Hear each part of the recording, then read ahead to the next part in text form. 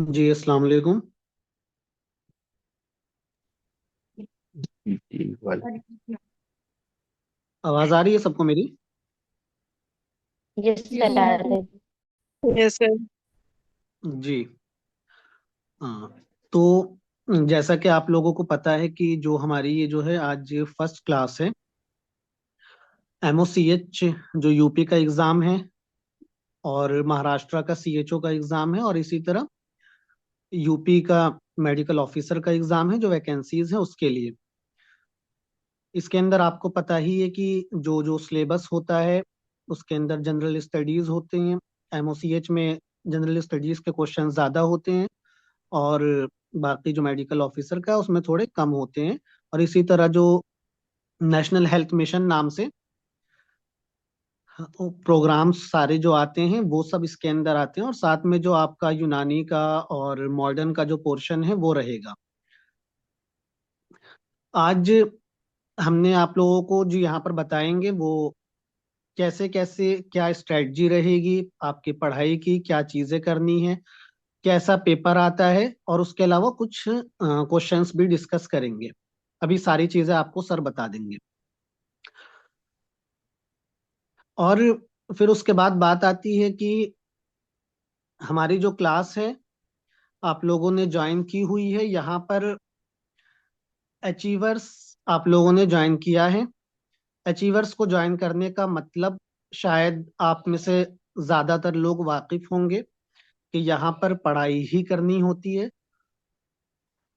और जब ज्वाइन किया जाता है तो फिर यहाँ पर प्रॉपर तरीके से आपको पढ़ना है और अच्छे से करना है और फिर उसका रिजल्ट भी आपको मिलता है और मिलेगा इंशाल्लाह। तो पहली चीज तो आप लोग इस चीज पर फोकस कर लीजिए कि आप यहाँ पर आए हैं तो सिर्फ बस पढ़ने के लिए ही आए हैं। ठीक है सिर्फ। और फिर जब आप अपनी तरफ से रिस्पॉन्सिबल होंगे, आप अपनी कंटिन्यूटी को मेंटेन रखते हैं, तो उसके बाद फिर आप हमसे हेल्प लें। आपको सारे टीचर्स यहाँ पर हमेशा हेल्प करेंगे, कभी कोई टीचर आपको किसी चीज के लिए मना नहीं करेगा। आज इस क्लास को एज अ डेमो भी कह सकते हैं या फिर ये कह लीजिए कि आज तक का जो हमारा रिकॉर्ड रहा है वो हम कभी भी डेमो क्लास नहीं देते हैं जब से हमने अपनी कोचिंग स्टार्ट की है। बहुत सारी जगहों पर होता है वो कई कई दिनों तक डेमो क्लास चला रहे होते हैं, फ्री में क्लासेस दे रहे होते हैं। हमारे वहां पर जो होता है, हमारे वहाँ डेमो नाम की कोई चीज नहीं होती है। हमारा कहना ये होता है कि आपको जिस दिन भी क्लास ज्वाइन करनी है उस दिन आप हमसे क्लास का लाइव क्लास का लिंक लीजिए, उस दिन की क्लास करिए। ऐसा नहीं है कि हम आपको डेमो अच्छा दे देंगे और फिर उसके बाद जो हमारा क्या कहते हैं अदर जगह पर होता है कि डेमो के बाद सारी चीजें खत्म हो जाती हैं, वैसा नहीं। जिस दिन भी आप पूरे साल में कभी भी हमसे क्लास लीजिए उस दिन की लाइव क्लास करिए, वही हमारा डेमो होता है। तो वो हमने कभी भी नहीं किया। लेकिन आज के लिए बहुत सारे लोग डेमो के लिए भी ज्वाइन हैं सिर्फ इस वजह से क्योंकि उन्होंने खुद ही मैसेज किया और बहुत ज्यादा एक रिक्वेस्ट थी कि सर डेमो करा दिए, डेमो करा दिए। तो बहुत सारे लोगों को लिंक शेयर किया गया है, तो आप लोगों ने एज अ डेमो भी ज्वाइन किया हुआ है। और बाकी हमने ऐसे कहीं पर लिंक वगैरह शेयर ना हम करते हैं, जो लोग मांगते हैं सिर्फ उन्हें ही दिया जाता है। तो उसकी वजह यही है कि डेमो ना कराने की वजह, जो हम जो पहचाने जाते हैं, हम जो जाने जाते हैं अपने रिजल्ट से जाने जाते हैं। और उसी रिजल्ट की वजह से ये कहिए कि बाय द ग्रेस ऑफ अल्लाह, अल्लाह पाक ने इतनी ज्यादा अ, अहमियत दी है या फिर लोगों ने जाना है, सिर्फ हमारे रिजल्ट से जाना है, हमारे डेमोस और इन सब चीजों से ना हमें जाना और ना हम जनवाने की कोशिश करते। सिर्फ अपने रिजल्ट से जनवाने की कोशिश करते हैं हर साल। तो उसी में आप लोगों को भी इंशाल्लाह, आप सब लोगों ने ज्वाइन किया हुआ है जितने लोगों ने, आप लोग अपने रिजल्ट से बताएंगे और फिर अपनी मेहनत से इंशाल्लाह उस पर फोकस करेंगे। यहाँ पर हम जनरल स्टडीज के लिए इसी तरह दूसरी बात जो है मैं ये बता दूं कि क्या कहते हैं टीचर्स के लिए ये भी हम कभी नहीं कहते कि हमारे टीचर बहुत अच्छे हैं, या क्या कहते हैं वो आप लोग खुद बताएंगे कि टीचर अच्छे हैं या नहीं है। हमने आज तक कभी क्लेम नहीं किया, कहीं पर हमने एडवर्टाइजमेंट में नहीं डाला, ना कहीं पर इतना ज्यादा एडवर्टाइजमेंट की जरूरत पड़ती। टीचर जो भी हैं वो आप खुद बताएंगे कि अच्छे हैं या नहीं हैं। और इंशाल्लाह आज तक किसी ने मैंने नहीं सुना कि किसी ने खराब कहा हो। बहुत अच्छे टीचर्स हैं और हर चीज आपको यहाँ पर हेल्प मिलने वाली है सारी चीजों में। अब उसके बाद बात रहती है टीचर्स में कौन है। मैंने कभी किसी टीचर का आज तक तारुफ इंट्रोडक्शन भी नहीं कराया, लेकिन आज के लिए इंट्रोडक्शन में फर्स्ट टाइम किसी क्लास में करा रहा हूँ किसी टीचर का। वो इस वजह से क्योंकि बहुत सारे लोगों का ये डाउट था कि जीएस कौन पढ़ाने वाला है, क्योंकि यूनानी में ऐसे किसी टीचर का मिलना मुश्किल है जो जीएस को अच्छे तरीके से पढ़ा सके। तो बहुत सारे लोगों का ये डाउट तो मुझसे कई लोगों ने पूछा था, इसलिए मैं यहाँ पर क्लियर कर रहा हूँ आपको कि जीएस जो आपको पढ़ाने वाले हैं डॉक्टर सलमान सुहेल हैं जो आपको पढ़ाएंगे। और जो उनकी क्वालिफिकेशन है मैं वो आपको ये भी बता दूं कि उन्होंने यूपीएससी का एग्जाम 2 बार प्रीलिम्स क्वालिफाई किया हुआ है। वो जनरल नॉलेज को, जनरल स्टडीज को बहुत अच्छे से समझते हैं और साथ में हमारी फील्ड के ही हैं। बीओएमएस किया है, एमडी किया है, और फिर एमडी करने के साथ साथ उसी साल में एमडी भी चल रही थी, और साथ में उन्होंने यूपीपीएससी का एग्जाम जो है प्रीलिम्स क्वालिफाई 2 टाइम्स किया है। 2 बार एग्जाम देके दोनों बार मेंस लिखा है। और इंशाल्लाह उम्मीद है आगे हो सकता है अल्लाह के हुक्म से हो सकता है आईएएस भी बन जाए अगर अल्लाह ने लिखा होगा। दूसरा ये कि वो हमारी फील्ड के क्यों है, वो हमारी फील्ड के इस वजह से हैं कि एमओसीएच भी एग्जाम भी उन्होंने दिया था अभी 2023 में, जो ये सीट्स आई थी, और उसमें उनकी टॉप रैंकर्स में थे। एमओसीएच एग्जाम क्वालिफाई किया। वो तो दोनों तरीके से जनरल स्टडीज को भी वो अच्छे से समझते हैं। आप लोग क्लास देखेंगे खुद आपको समझ में आ जाएगा कि कितने क्वालिफाइड हैं और क्या चीज कितनी चीजें, वो कितनी सारी चीजों को आपको अच्छे से बताने वाले हैं। और दूसरा, एमओसीएच का जो आपका एग्जाम है वो भी उन्होंने टॉप रैंकर्स में रहे हैं उसमें। ठीक है, तो दोनों तरीके से आपको इंशाल्लाह किसी तरह की कोई प्रॉब्लम नहीं आने वाली। आपको कभी भी कोई भी डाउट है सर को आप मैसेज कीजिए, कभी भी बात कीजिए, सर हर चीज को आपको रिप्लाई मिलेगा। बाकी एनएचएम की बात रही, जो नेशनल हेल्थ मिशन है या फिर जो कम्युनिटी हेल्थ का जो आपका रहेगा, वो भी आपकी लाइव क्लास होने वाली है। उसके अंदर जितना भी पोर्शन है वो भी जो हमारे टीचर हैं वो उन्होंने भी एमओ का एग्जाम क्वालिफाई किया है, और क्वालिफाई करने के बाद टॉप फर्स्ट रैंक उनकी आई हुई थी भोपाल में। भोपाल एमपी का जो एमओ का मेडिकल ऑफिसर का या आरबीएसके का एग्जाम होता है, जब वो एमडी की प्रिपरेशन कर रहे थे उसी वक्त, लेकिन उस वक्त उन्होंने एमडी को चूज किया था और फर्स्ट रैंक उसके अंदर थी, उन्होंने उसको ज्वाइन नहीं किया।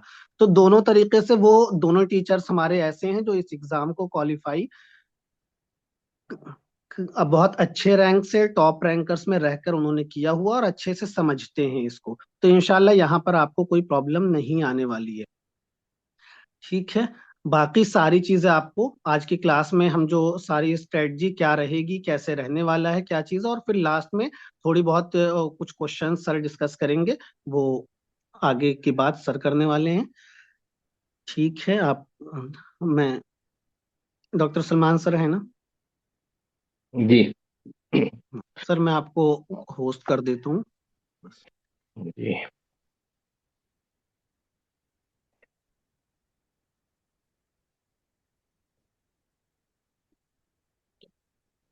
अस्सलाम वालेकुम डॉक्टर सलमान। जी सर, डॉक्टर आ रही है सलमान, आवाज आप? मैं शुरू करूं? जी सर, शुरू कर दीजिए आप। जी। तो मेडिकल ऑफिसर कम्युनिटी हेल्थ का जो एग्ज़ाम सर बस हम एक सब। बात, हम्म। ये क्लास जो है आप एक ही उसमें रखिएगा, रिकॉर्डिंग को जो है एंड मत करिएगा दोबारा से, जो मैंने वो, तो बस पूरी क्लास एक ही उसमें जाएगी। ठीक है, रिकॉर्डिंग हो पूरा रही है, कंप्लीट। ऑन है? जी ऑन है सर, ठीक है। बस वो पूरी एक ही बार में जाएगी। ठीक है। जी। तो मेडिकल ऑफिसर कम्युनिटी हेल्थ का एग्ज़ाम यूपीपीसीएस जो कंडक्ट कराती है, तो उसमें जनरल स्टडीज के पोर्शन के लिए हम लोग यहाँ पे सब जमा हुए हैं। और उसके साथ और जो अदर स्टेट्स है उसका भी मेडिकल ऑफिसर हेलो। के जो पेपर हो। जी। हाँ सर, एक बार आवाज आ रही रिकॉर्डिंग आप रिकॉर्डिंग चेक कर लीजिए एक बार, चल रही है नहीं? है? पॉज। जी। रिकॉर्डिंग ऑन है। तो हम ये जो मेडिकल ऑफिसर्स के एग्जाम है, इनका जीएस का जो पोर्शन है, उस जीएस के पोर्शन को कैसे एग्जाम में टैकल करना है, उसके लिए मैं आप लोग की क्लासेस लूंगा। तो सबसे पहले मैं चाहता हूं कि हम मेडिकल ऑफिसर कम्युनिटी हेल्थ या दीगर जो दूसरे स्टेट्स में मेडिकल ऑफिसर्स के एग्जाम है, तो उसका एक छोटा सा ओवरव्यू ले लें कि मेडिकल ऑफिसर कम्युनिटी हेल्थ की पोस्ट क्या है और क्या क्या अपॉर्चुनिटीज हैं आपके लिए। और इस एग्जाम की स्ट्रेटजी को हम बाद में डिस्कस करेंगे। तो एमओसीएच जो एक प्रेस्टिजियस जॉब है, आप गैजेटेड ऑफिसर बनते हैं, और जो मेन स्ट्रीमिंग ऑफ आयुष है, normal primary health care centre में आप एज अ इंचार्ज वहां पे पोस्टेड होते हैं, और उस पूरे एक एरिया के जो होलिस्टिक हेल्थ सिस्टम है उसको आप लीड करते हैं। और इसमें ओपीडी है, इमरजेंसीज हैं, और अदर बहुत सारी ऐसी प्रेस्टिजियस ड्यूटीज हैं जो एज अ डॉक्टर हम सब करना चाहते हैं। और हमारे लिए एक बहुत बड़ी अपॉर्चुनिटी यूपीपीसीएस ने दी है कि हम लोग एमओसीएच के लिए प्रिपरेशन करें, इसको ज्वाइन करें और कम्युनिटी के फायदे के लिए काम करते हैं।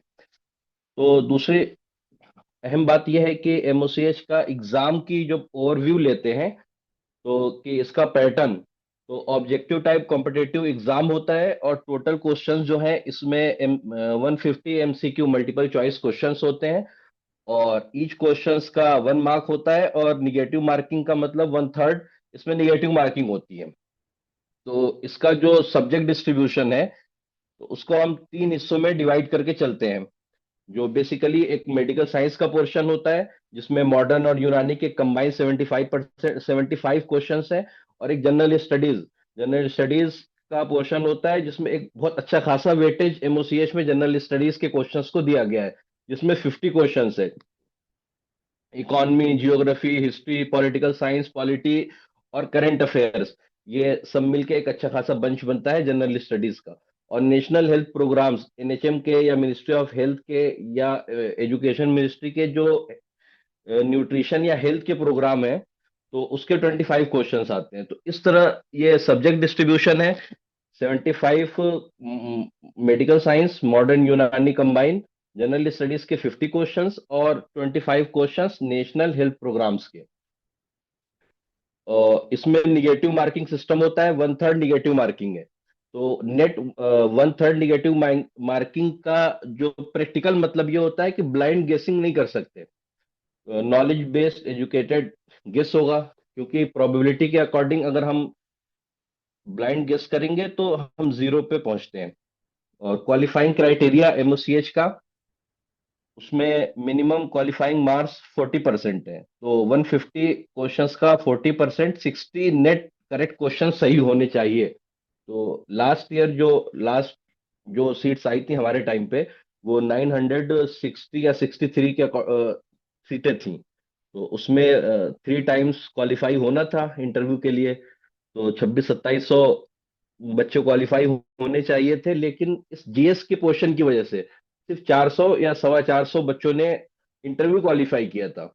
तो सब सीटें खाली रह गई थी, क्योंकि निगेटिव मार्किंग ज्यादा हुई थी लोगों की, और 40% तक नहीं पहुंचे थे, यानी 60 क्वेश्चन नेट सही नहीं थे। तो इस बार हमको ध्यान से तैयार करना है। और मैंने एक स्ट्रेटेजी बनाई है कि सेक्शन वाइज इस स्ट्रेटेजी जो रियलिस्टिक हो, यानी आप 150 में से 120-30 क्वेश्चन नेट सही नहीं कर सकते जब जीएस का भी पोर्शन है उसमें। तो एक हमको रियलिस्टिक और अपनी तैयारी के हिसाब से कितना टाइम डेडिकेट कर सकते हैं हम एमओसीएच की प्रिपरेशन को, उसके अकॉर्डिंग एक मैंने बहुत रियलिस्टिक अपने तजुर्बे को देखते हुए कि जीएस में कॉस्ट बेनिफिट रेशियो कितना है, हम कितना पढ़ के कितना गेन करते हैं नेट उससे, इस सबको सामने रखते हुए मैंने ये एक सिलेक्शन स्ट्रेटेजी बनाई है कि सबसे पहली चीज तो ये है कि हमको 60 का टारगेट नहीं रखना है। Qualification is not equal to selection.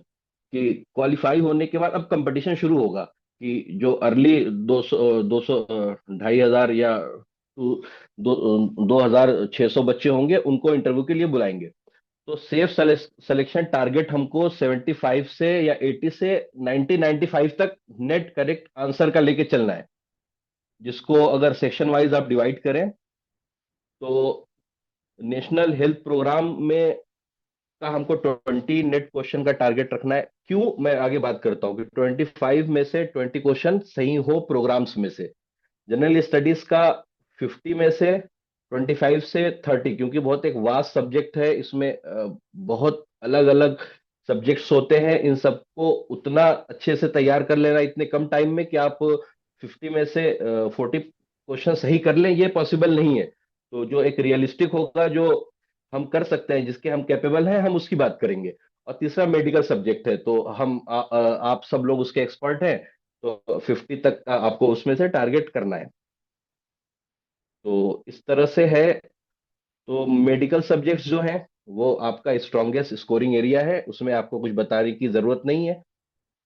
वो सर ने अल्हम्दुलिल्लाह कोचिंग में उस पूरे सब्जेक्ट के लिए, मॉडर्न और यूनानी सब्जेक्ट के लिए भी, एनएचएम और जनरल स्टडीज की तरह उसकी तैयारी के लिए भी बहुत अच्छे टीचर्स हैं, और सिलेबस को कंसाइज करके एग्जाम ओरिएंटेड, रिजल्ट ओरिएंटेड बहुत अच्छी तैयारी कराई जाएगी।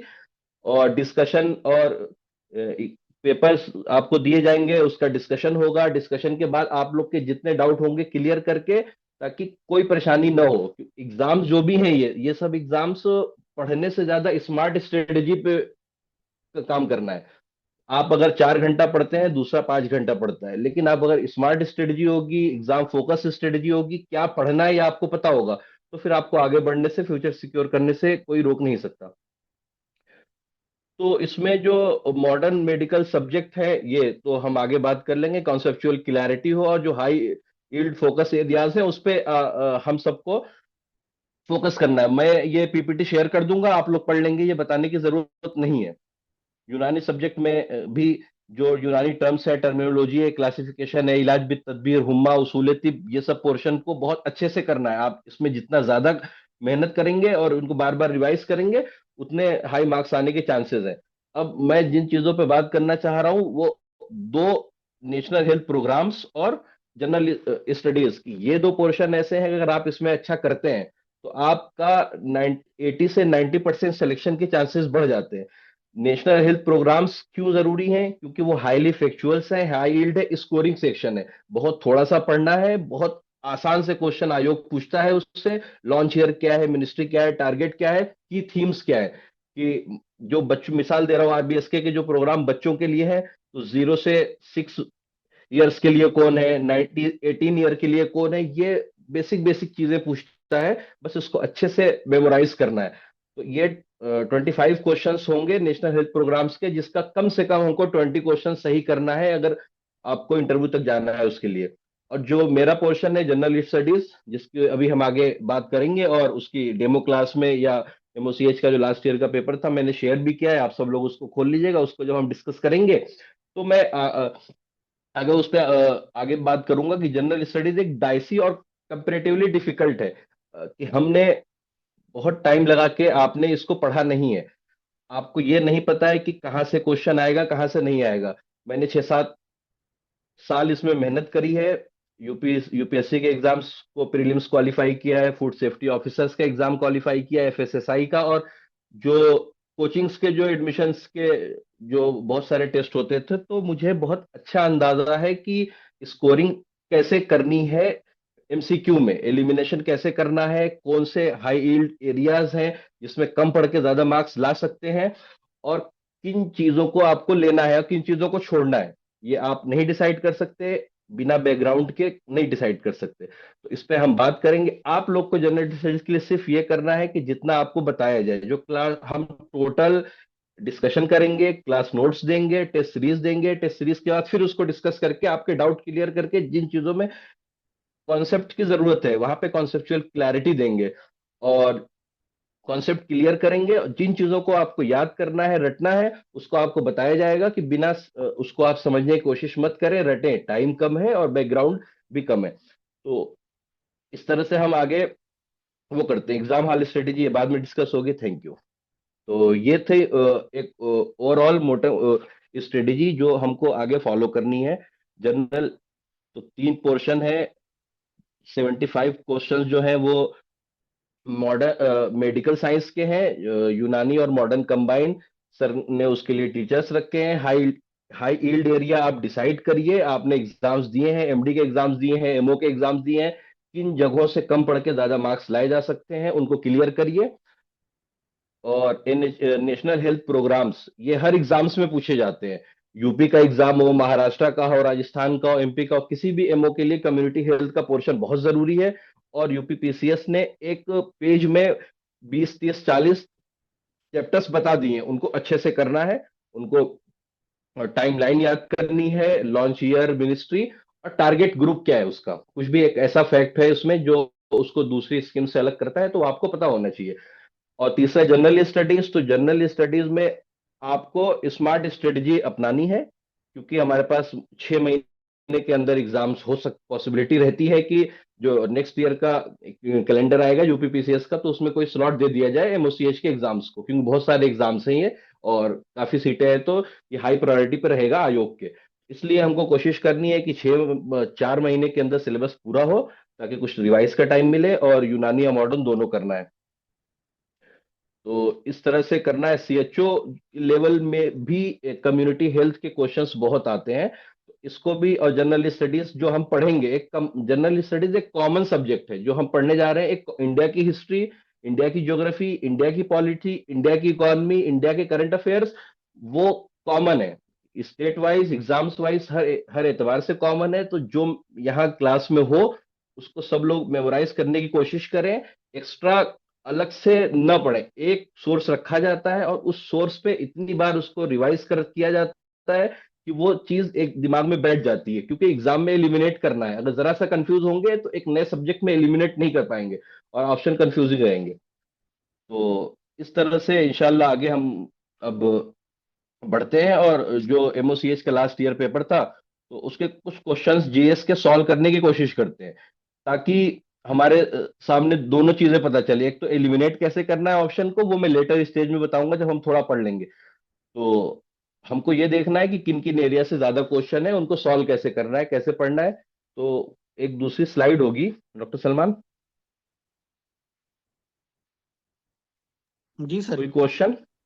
मैं कह रहा हूँ हाँ एक स्लाइड शेयर की होगी मैंने, एमओसीएच का सॉल्व पेपर, तो वो सब जी, लोग खोल किसी लें का कोई उसको भी फिर। डाउट हो तो पहले यहाँ पर क्लियर कर लीजिए हाँ, फिर। डाउट क्लियर करते हैं एग्जाम के अकॉर्डिंग, फिर आगे बढ़ेंगे। जी, कोई डाउट है किसी का? डॉक्टर अजीज, डॉक्टर अजीजुर रहमान। भाई कुछ पढ़ लें पहले फिर डाउट होगा, अभी तो कुछ डाउट नहीं है। हम्म, तो सब्जेक्ट अपने से। नहीं, खत्म ही आप नहीं। लोगों को डाउट, आपको जो डाउट पूछना है, आपको एग्जाम से रिलेटेड कोई भी डाउट हो, किसी के जैसे बहुत हम्म, सारे लोगों का कंफ्यूजन है सर कि जो लोग यूपी के बाहर के हैं वो इसको कर सकते हैं नहीं, या फिर रजिस्ट्रेशन जिनका नहीं है वो दे सकते हैं नहीं। हाँ, ये मैं थोड़ा बताता सा। हूँ इस पे। देखिए, अच्छा। जिन लोगों की इंटर्नशिप पूरी हो गई है, या जिनका रजिस्ट्रेशन हो गया है, या इंटर्नशिप पूरी हो गई है एग्जाम के नोटिफिकेशन आने से पहले पहले, तो वो इसके लिए एलिजिबल है। एमओसीएच के एग्जाम्स के लिए पहली बात तो ये है। जिसकी इंटर्नशिप चल रही है वो एलिजिबल नहीं है। तो जब इसका नोटिफिकेशन आया, नोटिफिकेशन से पहले पहले जिसकी इंटर्नशिप पूरी हो गई है, तो वो एलिजिबल है। और दूसरी बात ये कि अदर स्टेट, तो अदर स्टेट का ये है कि आप फॉर्म भर सकते हैं, एलिजिबल है। कोई भी आयोग जो है वो रेजिडेंट को शर्त नहीं लगाता है एग्जाम देने के लिए, लेकिन at the time of documents verification आपको यूपी का रजिस्ट्रेशन जमा करना होगा। उसमें क्या होता है कि लोग पहले से इंटरव्यू के बाद रजिस्ट्रेशन अपना कैंसिल नहीं कराते। जब रिजल्ट में नाम आ जाता है, तो नाम आने के बाद ये लोग 1 2 महीने का टाइम देते हैं डॉक्यूमेंट्स को प्रोड्यूस करने के लिए आयोग के पास, या वेरिफिकेशन के लिए। तो उतने टाइम में लोग अपने स्टेट से यूपी में ट्रांसफर करा लेते हैं और वो जाके जमा कर देते हैं। अदर स्टेट के जो बच्चे हैं, क्योंकि सीट्स बहुत ज्यादा है, 900 1000 सीट्स हैं, तो 26 2700 लोग इंटरव्यू के लिए बुलाए जाएंगे, आयुर्वेद और यूनानी कंबाइन। तो बहुत अच्छी अपॉर्चुनिटी है सबके लिए कि अच्छे से जीएस में, नेशनल हेल्थ में, और अपने सब्जेक्ट्स में अच्छा मास्टरिंग करें और आगे बढ़ें इसमें। तो इस तरह से है। और कुछ बाकी हम पढ़ेंगे, तो पढ़ते पढ़ते जो सर, डाउट होगा वो। आवाज आ जी, रही है सर? जी, जी, आ रही है। सर, जो मीडियम रहने वाला है पढ़ाई का, इंग्लिश या हिंदी या नहीं, मिक्स? हम ऐसे मिक्स, जैसे हम बात कर रहे हैं वैसे मिक्स सेंटेंसेस हिंदी में ही रहेंगे, हिंदी उर्दू। और जी जी, बेहतर। अल्फाज जो है, वर्ड जो है, वो इंग्लिश में, जैसा जी सर। एग्जाम में आएगा उसे। ठीक है। और किसी को कोई डाउट? या कोई क्वेश्चन? और देखिए, एक दूसरी बात मुझे ये कहनी है, हेलो, कि जो सब्जेक्ट है आपका, वो आपका कोर है 75%। तो जीएस के चक्कर में उस उससे नहीं हटना है। वो आप जितना अच्छे से तैयार कर सकते हैं उतना अच्छे से तैयार करिए, क्योंकि उसमें आप अगर अच्छे से पढ़ेंगे तो उसमें उसके नंबर आने के चांसेस बहुत ज्यादा है कि आप सिलेबस कवर कर लें। तो उसमें आप अच्छे से पढ़िए। हेलो। जी सर, आ रही है हेलो। जी आपकी आवाज। सर। जी जी। तो उसके निग्लिजेंस बिल्कुल ना करें, जो मेन सब्जेक्ट है, यानी इसके लिए परेशान ना रहें कि जीएस कहाँ से करनी है। जीएस इंशाल्लाह हम लोग कराएंगे, और मेन सब्जेक्ट भी कोचिंग में जो लोग ज्वाइन है उसका सर उसकी कोशिश करेंगे कि टाइम से उसको पूरा करें, आप लोग को रिवीजन का टाइम मिले। तो लेकिन निग्लिजेंस नहीं होनी है, उसको आप लोग अच्छे से करिए। इसको करते हैं। ठीक है। तो अब कोई सर क्वेश्चन? अस्सलाम वालेकुम। वालेकुम अस्सलाम जी। सर एक क्यूरी ये थी कि हम लोग सीएचओ महाराष्ट्र सीएचओ के लिए मतलब अप्लाई किए, तो यही पूरा जी जी। जीएस उसमें भी कवर हो जाएगा ना पूरा, मतलब जैसा है जी पूरा? जी। जी जी। ये उसमें कवर होगा। और महाराष्ट्र के जीएस का कुछ 20-30% पोर्शन रहता है नॉर्मल जीएस में, वो अलग से हम एक दो क्लासेस ले लेंगे या उसके लिए नोट्स दे देंगे, और जो जनरल जीएस है वो यहीं से कवर होगा, जो हम क्लासेस जी लेंगे। सर, कब है जजाकल्ला एग्जाम जजाकल्ला। महाराष्ट्र का? सर अभी अभी थोड़ा डिले हो गया है, वो थोड़ा इशू चल रहा है तो तो कब तक होगा? आइडिया पाँच नहीं सर छः अभी। 4-5 महीने अभी है हाँ ना कोई अभी आपके तो डेट पास? बहुत नहीं पहले कर है। जी दी जी, है अभी कोई वैसे। डेट नहीं है उसकी। अम्मी थी ठीक सर है। उनकी, डेट फिक्स पर अभी नहीं है इंशाल्लाह अभी कब कोई। कवर हो। उन्होंने ठीक है जी, इंशाल्लाह जी सर, कवर हो जाएगा। कुछ जजाकल्ला। शादियां करी थी, शायद जजाकल्ला। निदा खाला की शादी बाद में हुई है या पहले हुई है। ये कुछ ऐसा था। अम्मी थी उनकी, लेकिन उनकी अम्मी ने डॉक्टर अकेले सब सलमान। माइक संभाला था, बंद उनके रखिए। पापा की बहुत पहले डेथ हो गई थी। सर आप देख के म्यूट कर बहुत दीजिए। तारीफें सब लोग करते हैं इनकी अम्मी की, अच्छा बहुत अच्छा, अच्छी थी। ठीक है। ठीक है। ठीक है। तो कोई क्वेश्चन और, ये आगे बढ़ा जाए? हेलो। जी सर। किसी को कोई भी डाउट हो फौरन पूछिए, यहाँ पर आपको हमेशा मौका मिला दिया जाएगा इस चीज के लिए। जो भी डाउट हो आपको क्लियर करना है, ठीक है? अगर एग्जाम नहीं है तो फिर एग्जाम आगे के चलते हैं। एग्जाम की सर एक डेट को डाउट लेके ये एक है। डाउट क्लियर कर दूं मैं? जी जी। सर कि एक डाउट ये है एग्जाम सर का। कि जी जी, बोलिए। हेलो सर, अगर प्रोविजनल डिग्री हो तो सर अप्लाई कर सकते हैं उसमें? प्रोविजनल डिग्री, जी जी कर सकते हैं बिल्कुल। मेरी प्रोविजनल डिग्री थी जब मैंने ज्वाइन किया था। और जी जी। ज्वाइनिंग के बाद फिर मुझे परमानेंट, ज्वाइनिंग के बाद फिर मुझे 2 महीने का टाइम दिया था, जिसमें मैंने डिग्री बनवा के फिर जमा किया था। वो भी कर जी, सकते हैं। थैंक और एग्जाम्स के लिए आप लोग ये मान के चलिए कि 6 महीने का कम से कम टाइम। 6 महीने में हम 4 महीने में इंशाल्लाह सिलेबस पूरा करेंगे, जितना हमको पढ़ाना है 4 से 5 महीने में। और अभी जनवरी में यूपीपीसीएस का वो एग्जाम का कैलेंडर आ जाएगा, तो उसमें एग्जैक्ट डेट पता चल जाएगी कि कब होगा। जी कि 6 महीने का मिनिमम टाइम हम लेके चलेंगे, क्योंकि इससे पहले एग्जाम होते नहीं है आमतौर पे। हेलो, फर्स्ट अस्सलाम वालेकुम। हाफ। जी वालेकुम सलाम। सर ये 11 प्लान दिए हुए हैं, इसके बाद से कोई प्लान नहीं थे क्या? नहीं, मैं बताऊंगा ना, अभी शुरू करूंगा तो ये। अच्छा अच्छा, ठीक है, ठीक, शुक्रिया जी सर। जी। हम्म। ठीक है सर, आप स्टार्ट कर दीजिए। ठीक है। ठीक। जी। तो अब हम लोग शुरू करने जा रहे हैं यूपीपीसी। आप लोग में से कितने बच्चे ऐसे हैं कि जिन्होंने लास्ट एमओसीएच का पेपर दिया था? कुछ लोग हैं इसमें। कुछ लोग तो होंगे। ठीक है।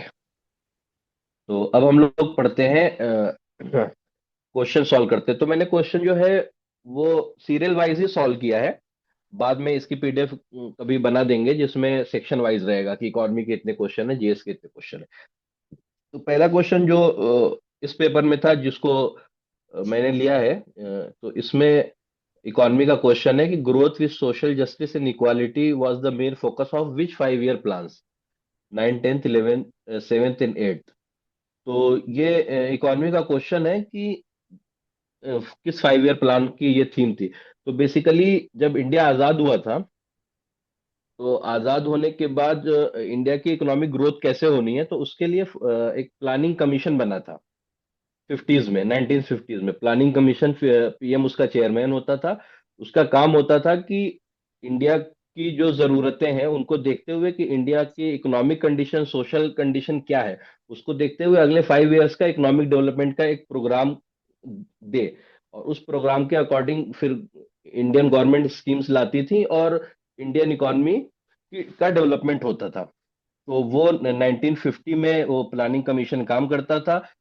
उसके बाद फिर 2014 2015 में उसको एबोलिश कर दिया गया, उसकी जगह नीति आयोग बना है। ठीक है, तो एक क्वेश्चन जो मैं आगे पढ़ाऊंगा जब इकोनॉमी पढ़ाऊंगा, कि प्लानिंग कमीशन 5 ईयर प्लान को कॉन्सेप्चुअलाइज करता था, और फिर इंडियन की जो भी इकोनॉमी की पॉलिसी बनती थी 5 ईयर प्लान्स के अकॉर्डिंग बनती थी। 2015 में नीति आयोग ने इसको एबोलिश किया, रिप्लेस कर दिया, और फिर नीति आयोग जो है प्लानिंग कमीशन के काम को नीति आयोग ने ले लिया। तो इसलिए जो लास्ट प्लान आया था, 12th प्लान आया था 2012 में, और उसके बाद से फिर 2012 से 5 साल 17 तक था। उसके बाद चूंकि 2015 से ये प्लानिंग कमीशन एबोलिश हो गया था, तो नेक्स्ट 5 ईयर प्लान नहीं आ रहे, अब गवर्नमेंट अपनी स्कीम के अकॉर्डिंग आगे प्लान बनाती है।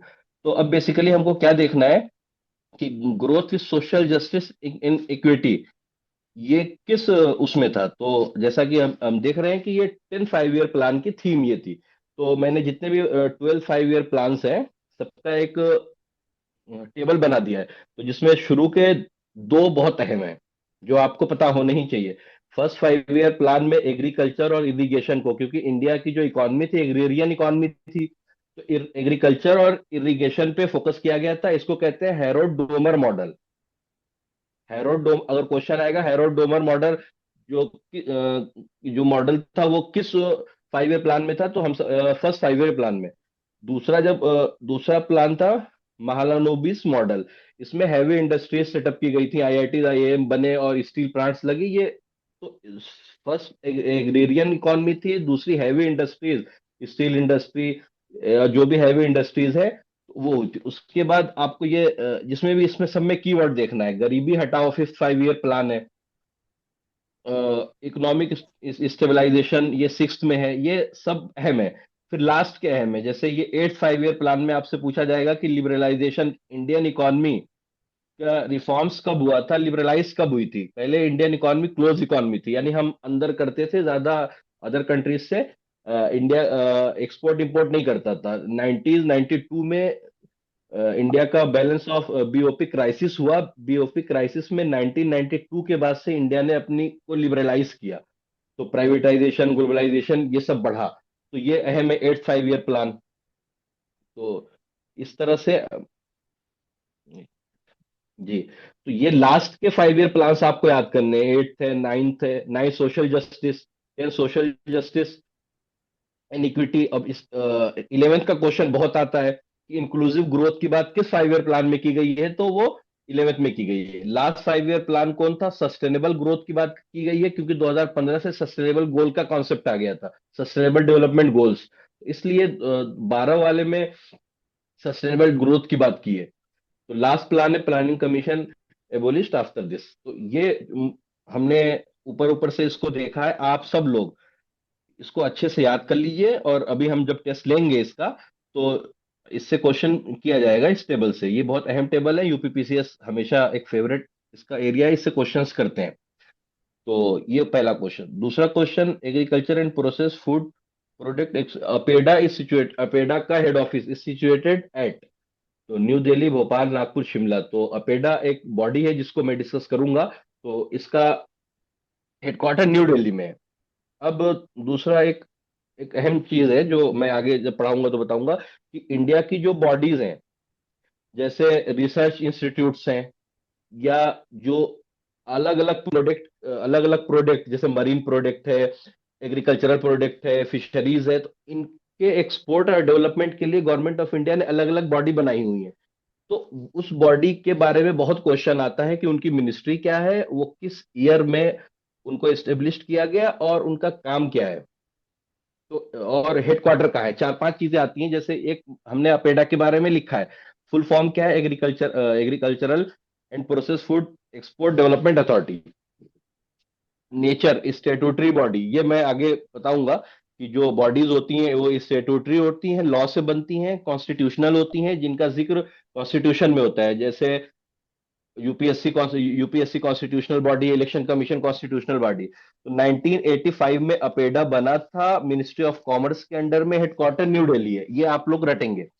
और कुछ इससे मिलते जुलते ऑर्गेनाइजेशंस जो यूपीपीसीएस या सिविल सर्विसेज के एग्जाम्स में पूछे जाते हैं बहुत ज्यादा, तो उनको भी मैंने एक टेबल बना दिया। ये टेबल आप सबको याद करनी है कि एक अपेडा है, दूसरा मपेडा है, marine product export development authority. तो ये कोची केरला में है, और इसका काम क्या है कि मरीन प्रोडक्ट के एक्सपोर्ट को और क्वालिटी कंट्रोल को ये प्रमोट करता है। नबार्ड ये बैंक है, इसका एग्रीकल्चरल और रूरल डेवलपमेंट के लिए फाइनेंस करता है, ये भी आपको पता होना चाहिए। मिनिस्ट्री फाइनेंस है, हेडक्वार्टर मुंबई में है, 1982।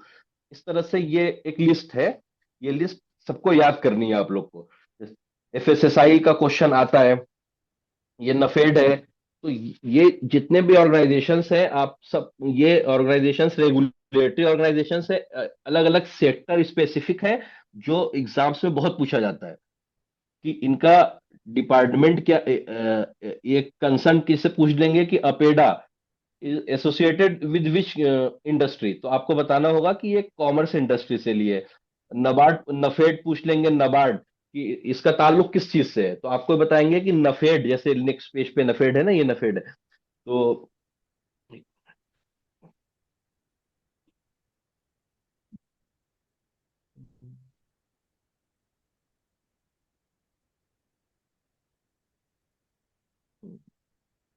जी सर, आवाज आपकी नहीं आ रही है। जी जी हाँ, मैं बोला, जैसे ये नफेड है, तो अब क्वेश्चन सीधे ये आएगा कि नफेड जो है इस ये किससे रिलेटेड है, तो आपको बताना है कि एग्रीकल्चर से रिलेटेड है, ये क्वेश्चन नहीं। NDDB, national dairy development board, NDDB, ये किससे रिलेटेड है, तो ये फिशरीज से तो नहीं है, ये डेयरी का ही गलत हो गया होगा। तो ये अमूल मिल्क है या डेयरी, डेयरी से रिलेटेड है। तो ये सबकी शॉर्ट फॉर्म्स, फुल फॉर्म, इसका ये किससे रिलेटेड है, एग्रीकल्चर से, एफएसएसआई या इनका हेडक्वार्टर कहाँ है। तो ये सब चीजें आपको पता होनी चाहिए, तो ये पता होना चाहिए।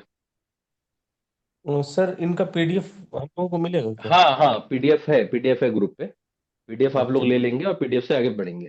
ठीक है। अब ये दो, अब तीसरा क्वेश्चन है ज्योग्राफी का। Which of the following ocean currents is not a warm current? Mozambique, Antilles है, ठीक है, लेब्राडोर है, ब्राजील है। तो तो लेब्राडोर करंट जो होता है ये कोल्ड करंट होता है, बाकी तीनों वार्म करंट है। तो इसका करेक्ट आंसर जो है वो सी है। तो अब सबसे पहली चीज ये है कि करंट क्या होते हैं, ओशन करंट्स। तो किसी को पता है ओशन करंट्स क्या होते हैं? तो एक्चुअली जो ओशंस हैं, सीज है, सीज, अटलांटिक ओशन है, पैसिफिक ओशन है। तो ये सब जो भी ओशंस होते हैं, इसके ऊपर एक वाटर की मूवमेंट होती है, जो ऊपरी लेयर होती है 100 से 200 मीटर तक, वो वाटर की मूवमेंट होती है। जो इक्वेटर है, बीच से दोनों पोल्स की तरफ पानी मूव करता है। इक्वेटर पे सूरज ज्यादा होता है, तो जिसकी वजह से यहाँ का पानी ऊंचा होता है, और एक, और पोल्स की तरफ पानी ठंडा होता है, तो पोल्स की तरफ पानी नीचे होता है। तो इक्वेटर से दोनों पोल्स की तरफ वाटर की मूवमेंट होती है। उस मूवमेंट से, मूवमेंट्स की वजह से जो ये ओशन के ऊपर एक रिवर सी बन जाती है, वो रिवर जो, वो जो मूवमेंट होती है उसको ओशन करेंट्स कहते हैं। जो बीच की तरफ से हायर लेटीट्यूड यानी पोल्स की तरफ पानी जाता है वो वार्म होता है, और जो पोल्स में अंटार्कटिका है, आर्कटिक है, तो वो ठंडे होते हैं, बर्फ होती है। वहां से जो पानी इधर बीच की तरफ आता है, मतलब इक्वेटर की तरफ, तो वो जो होता है वो ठंडा होता है, तो वो कोल्ड करंट होता है। तो दो तरह के करंट हैं। ये ज्योग्राफी का क्वेश्चन है, बस हमको सबसे अहम क्या है कि इसमें मैंने वार्म करंट और कोल्ड करंट लिख दिए हैं। तो इसमें कुछ नहीं याद करना है, सिर्फ ये याद करना है कि वार्म करंट कौन कौन से हैं और कोल्ड करंट कौन कौन से हैं। तो एक लिस्ट बनी हुई है। वार्म करंट है Gulf Stream, Brazil current, Mozambique, Kuroshio, Antilles, ये वार्म करंट है। और ये नीचे वाले कोल्ड करंट है। तो ये आपको याद कर लेना है, ओशन भी याद करने की जरूरत नहीं है, सीधा क्वेश्चन आता है कि वार्म करंट और कोल्ड करंट, ये आप लोग याद कर लीजिए। और होता क्या है, तो अगर क्वेश्चन आ जाएगा करंट क्या होता है, तो ओशन के ऊपर एक रिवर लाइक वाटर की मूवमेंट होती है, जो उस पोल्स की तरफ जाती है, जिसमें सूरज की गर्मी से जब सूरज की गर्मी पानी पे पड़ती है इक्वेटर पे, जहां ज्यादा गर्मी होती है बीच वाले हिस्से में दुनिया के, तो वहां से पानी ऊपर एक्सपेंड होता है, तो एक्सपेंड होकर पोल्स की तरफ टुवर्ड्स पोल एक ग्रेडियंट बनता है, जिससे मूवमेंट होती है। और तो वो वार्म करंट है, तो इतने वार्म है, और नीचे वाले कोल्ड हैं, जो पोल से वापस आते हैं बीच की तरफ। ठीक है। अब नेक्स्ट क्वेश्चन की तरफ बढ़ते हैं। तो ये सब लोग ये याद कर लें कि वार्म करंट्स कौन कौन से हैं, कोल्ड करंट, इसमें कंफ्यूजन ना हो। क्वेश्चन 4, ये जीएस करंट अफेयर्स का इंटरनेशनल ऑर्गेनाइजेशन का क्वेश्चन है। तो the United Nation UNGA approved the replacement of Russia with which country at the Human Right Council in May 2022। तो जब रशिया और यूक्रेन का वॉर शुरू हुआ था, तो ह्यूमन राइट्स का वायोलेशन हुआ था। तो रशिया को लोगों ने ज्यादा ब्लेम किया था, उसको एक्यूज था ह्यूमन राइट वायोलेशन के लिए। तो human Right council, UN UN की जो ह्यूमन राइट काउंसिल से उसको निकाल कर रोमानिया को उसकी से रिप्लेस किया गया था। तो वो ये उसी टाइम की न्यूज थी, तो इसलिए करंट अफेयर में पूछा हुआ है। करंट अफेयर के बारे में ये है कि जो चीजें न्यूज में है, या इंटरनेशनल बॉडीज हैं, इंटरनेशनल सीज हैं, या कोई भी मुल्क है, अगर कोई अहम, जैसे इसराइल न्यूज में है, रशिया न्यूज में है, यूक्रेन न्यूज में है, तो इनकी इनसे रिलेटेड चीजें हम पूछी जा सकती हैं एज अ इंटरनेशनल रिलेशंस या करंट अफेयर। तो अब हमको क्या करना है इसमें से? तो United nation UN human right commission, UNHRC के बारे में हमको पढ़ना है, तीन चार चीजें। ये जनरल यूएनएचआरसी का नॉर्मल क्वेश्चन भी पूछ सकते हैं कि हेडक्वार्टर कहाँ है, स्टेब्लिश कब हुआ था। तो हेडक्वार्टर कहाँ है? तो यूनाइटेड यूएनएचआरसी का हेडक्वार्टर जेनेवा स्विट्जरलैंड में है, 2006 में स्टेब्लिश हुआ था, और 47 कंट्रीज रोटेशनरी इसकी मेंबरशिप मिलती है, 47 कंट्रीज अभी मेंबर है। तो अगर ये क्वेश्चन आता है कि यूएनजीए या यूएन यूनाइटेड नेशंस के जितने भी कंट्रीज हैं सब इसके मेंबर होते हैं, तो सब नहीं होते हैं, 47 कंट्रीज हैं। और लास्ट में किसको निकाला है? तो रशिया को सस्पेंड किया गया है इससे। इसका हेडक्वार्टर जेनेवा स्विट्जरलैंड में। इतनी दो चार चीजें आपको पता होनी चाहिए, ये एग्जाम में आता है, बहुत आता है। यूएन की जितनी भी बॉडीज हैं वो मैं अलग से पढ़ाऊंगा, वो बहुत जरूरी है, एग्जाम से बहुत पूछी जाती है। अब आते हैं क्वेश्चन नंबर 5 पे, मॉडर्न इंडिया हिस्ट्री। तो हिस्ट्री पढ़ेंगे। हिस्ट्री का एक्चुअली चार पोर्शन होता है, एंशियंट हिस्ट्री, मेडिवल, मॉडर्न, और एक कल्चर इंडिया का, जो कल्चर है या फिलोसफी है। तो मॉडर्न इंडिया हिस्ट्री से बहुत क्वेश्चन आते हैं, और मॉडर्न इंडिया हिस्ट्री को हम अच्छे से आगे करने वाले हैं। Who is known as the grand old man of India? तो ये लकब किसका था, grand old man of India? तो चार नाम है, सुरेंद्र नाथ बनर्जी, महात्मा गांधी, आचार्य विनोबा भावे, दादा भाई नौरोजी। तो old grand man of India, एक grand old man of India, ये दादा भाई नौरोजी को कहा जाता था। तो दादा भाई नौरोजी उस जमाने के अच्छे घर से थे, और first Indian MP in British parliament थे। तो जो एक्सप्लॉइटेशन की पॉलिसी थी अंग्रेजों की, उसको सबसे पहले समझा था उन्होंने। तो इनको कहते थे economic critic of British rule, poverty and un British rule in India. कि जो अंग्रेजों का मकसद एक्सप्लॉइट करना था, यहाँ से रॉ मटेरियल ले जाते थे और चीप लेबर ले जाते थे, और दूसरी कंट्रीज में उसको फिनिश प्रोडक्ट को बेचते थे। तो ये था इनका जो इकोनॉमिक एक्सप्लॉइटेशन ब्रिटिश का। तो इन्होंने सबसे पहले उसको उजागर किया था, दादा भाई नौरोजी ने। तो इनके बारे में दो तीन चीजें, wealth, drain of wealth theory किसने दी थी, ये क्वेश्चन पूछा जाता है।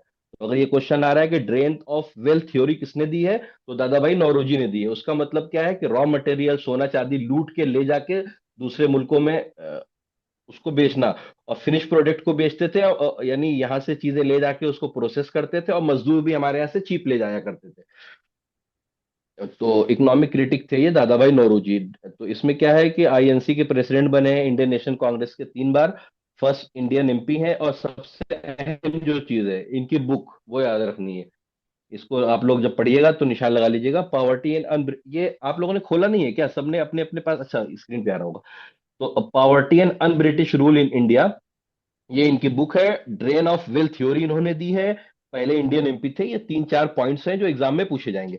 अब दूसरे आदमी, अब चूंकि सुरेंद्र नाथ बनर्जी, तो सुरेंद्र नाथ बनर्जी का नाम ऑप्शन में है, कल को इनके से क्वेश्चन बनेगा। और ये एक बहुत मशहूर नेशनलिस्ट लीडर हैं, तो इनको पूछा भी जा सकता है एग्जाम में, तो इनकी भी मैंने कुछ जमा कर दिया। तो सुरेंद्रनाथ बनर्जी जो है अर्ली नेशनलिस्ट लीडर है, इनको राष्ट्रगुरु भी सम राइटिंग्स में कहा गया है। तो राष्ट्रगुरु कहा गया है, ये अहम नहीं, अहम क्या है, इंडियन नेशनल एसोसिएशन। इन्होंने इंडियन नेशनल एसोसिएशन बनाई थी 1876 में। फिर 1885 में ये मर्ज हो गई थी जब इंडियन नेशनल कांग्रेस बनी थी। ये अहम बात है। इंडियन नेशनल एसोसिएशन जो है 1856 में बनाई थी सुरेंद्रनाथ बनर्जी ने। ये क्वेश्चन बहुत आता है, सबको याद रखना पड़ेगा। तो और ये मर्ज हो गया था इंडियन नेशनल कांग्रेस में जब वो बनी थी 1885 में, हम पढ़ेंगे। और एंटी पार्टीशन मूवमेंट के लीडर थे, और इनका जर्नल याद रखना बहुत जरूरी है, द बंगाली। तो बुक, दो बुक पढ़ ली हमने, poverty and British rule in India Dadabhai Naoroji की थी, द बंगाली सुरेंद्रनाथ बनर्जी की है। इंडियन नेशनल एसोसिएशन को इन्होंने फॉर्म किया था, इसका मकसद था कॉन्स्टिट्यूशनल तरीके के जरिए इंडिया की जो फ्रीडम मूवमेंट है उसको आगे बढ़ाना, और अंग्रेजों से इंडिया को आजाद कराना, या इंडियन की से यानी जो उनकी असेंबलीज हैं, कॉन्स्टिट्यूशनल असेंबलीज लॉ मेकिंग वाली, उसके अंदर इंडियंस भी रहे। ये सब इनकी मांग हम आगे पढ़ेंगे। महात्मा गांधी के बारे में पता है, इनको फादर ऑफ द नेशन कहते थे, और ग्रैंड ओल्ड मैन इनको नहीं कहते थे। तो गोपाल कृष्णा गोखले, ठीक है, ये एक भी। तो इनके बारे में सर्वेंट ऑफ इंडिया सोसाइटी, ये याद रखना है, ये गांधी जी के मेंटोर थे। और सर्वेंट ऑफ इंडिया सोसाइटी किसने बनाई है, तो गोपाल कृष्णा गोखले ने। ये सब रटने की चीजें हैं, पॉइंट्स। विनोदा भावे, चौथा ऑप्शन आचार्य विनोदा भावे था, तीसरा ऑप्शन। उनके बारे में पढ़ लेते हैं। ये भूदान मूवमेंट हुई थी, कि इन्होंने कहा था कि जो लैंड डिस्ट्रीब्यूशन है वो अमीरों के पास ज्यादा है, गरीबों के पास कम है। तो इसको नेशनलाइज करने के लिए इन्होंने भूदान मूवमेंट चलाई थी। तो ये सब वर्ड्स याद रखने विनोदा भावा के बारे में, कि भूदान मूवमेंट को किसने लीड किया था, तो विनोदा भावा ने। क्योंकि ऑप्शन में आया है, कल को क्वेश्चन में आएगा, ठीक है। तो ये मॉडर्न इंडिया हिस्ट्री का क्वेश्चन था, जो एक बहुत इंटीग्रल पार्ट है जीएस का। और अगला क्वेश्चन है क्वेश्चन नंबर 6, इंडियन पॉलिटी। तो the composition of legislative council of a state is mention under which article.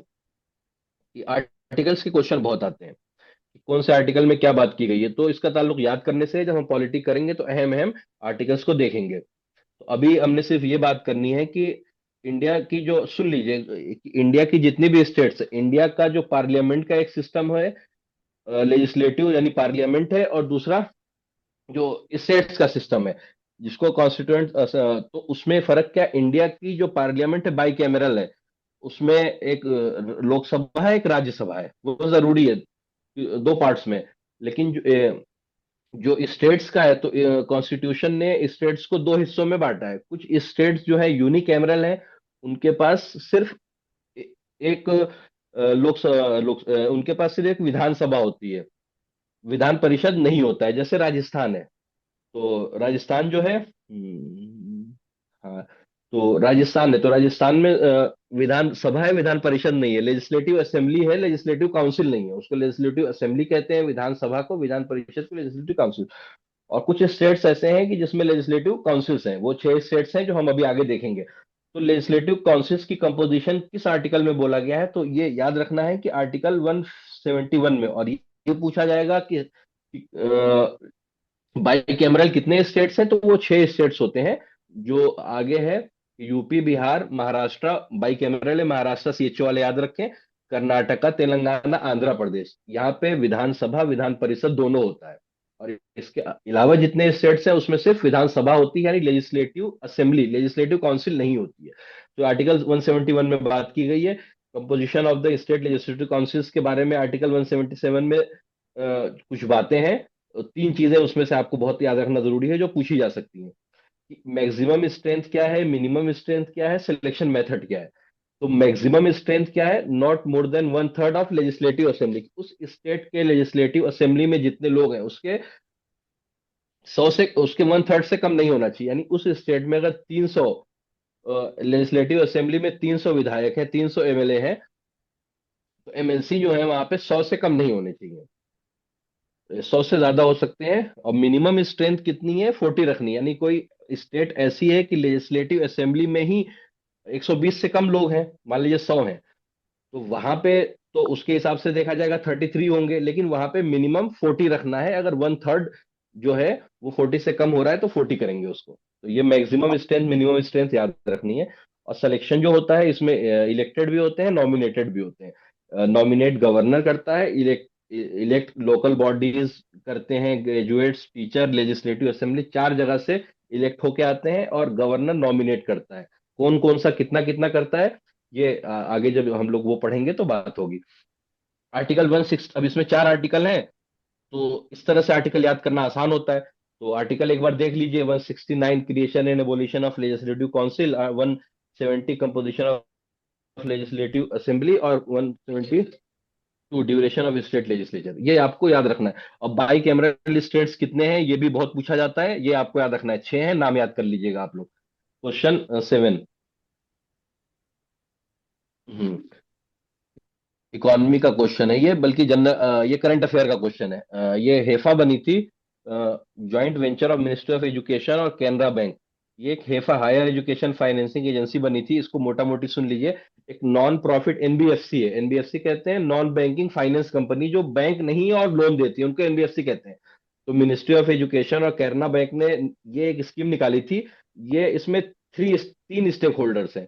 एक एजुकेशनल इंस्टीट्यूशन, आईआईटी, आईआईएम, दूसरा मिनिस्ट्री ऑफ एजुकेशन है, तीसरा कैनरा बैंक है। तो ये इसमें तीन स्टेक होल्डर से, इसका काम क्या था कि कैनरा बैंक लोन देता था एजुकेशनल इंस्टीट्यूशंस को, और एजुकेशनल इंस्टीट्यूशंस जो थे वो इस लोन को रिपे करते थे, और लोन पे और लोन पे जितना इंटरेस्ट लगता था वो मिनिस्ट्री ऑफ एजुकेशन देती थी। तो ये इस तरह से ये एक तीन हिस्सों, बल्कि 3 स्टेक होल्डर्स थे इसमें। इस तरह से ये काम होता था कि जब आप डेवलप करिए अपने इंफ्रास्ट्रक्चर और आर एंड डी को, और जो आपका पैसा मिलेगा वहां से, उस पैसे से आप लोन, सिर्फ लोन का पैसा दीजिए, उस पर इंटरेस्ट जो हो रहा है ministry of education Canara bank को देगा। अभी भी ये काम कर रही है हेफा। तो 2017 में आई थी। तो ये भी क्वेश्चन आ सकता है कि हेफा कब बनी थी 2017 में, इसका काम क्या था। इसका काम ये था कि ये फंड देती थी, लोन देती थी इंस्टीट्यूशंस को इंफ्रास्ट्रक्चर के लिए, और वहां से रिपेमेंट लेती थी, और इंटरेस्ट का पैसा एजुकेशन मिनिस्ट्री देती थी। इसमें रिजर्व बैंक है, स्टेट बैंक है, सिडबी है। तो ये सब जितने भी गवर्नमेंट के ऑर्गेनाइजेशंस होते हैं, चाहे बैंक हो, रिसर्च हो, या रेगुलेटरी अथॉरिटीज हो, वो सबको पता होना चाहिए हेडक्वार्टर्स कहाँ है। ठीक है। तो इसमें आरबीआई का आपको याद होना, आरबीआई किस साल बना है ये यूपीएससी बहुत पूछती है। उसका हेडक्वार्टर मुंबई में है। और ये सबका सिडबी, चूंकि इसका हेडक्वार्टर जो है, ये सिडबी ऐसे याद कर लीजिए, सिडबी के 2-3 क्वेश्चन आएंगे। सिडबी का हेडक्वार्टर कहाँ है, लखनऊ। कब बना, 1990। इसका काम क्या है, MSME, micro small and medium size के जो इंटरप्राइजेज होते हैं उनको फाइनेंसिंग और प्रमोशन करता है। तो सिडबी जो है डेवलपमेंट बैंक है, लखनऊ में है, एमएसएमई फाइनेंसिंग का उसका काम है, micro small and medium enterprises को। और बाकी एनएचबी और ये सब आपको याद करने हैं, जितने भी टेबल्स मैंने दिए सब याद करनी है। ठीक है। Question number 8, tropic of cancer passes through how many Indian states. ये ट्रॉपिक ऑफ कैंसर कितने इंडियन स्टेट से पास करता है, तो ये 8 इंडियन स्टेट से ट्रॉपिक ऑफ किसी का कैंसर माइक पास होता ओपन है, बंद रखिए माइक। है। ठीक है डॉक्टर सलमान, आगे बढ़े। जी सर, देख लीजिए किसी का माइक ओपन है, बंद कर दीजिए, बार बार बोल रहे हैं।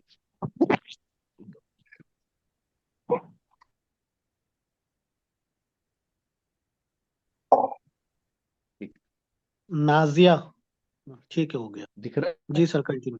हो गया ना। एक मिनट सर।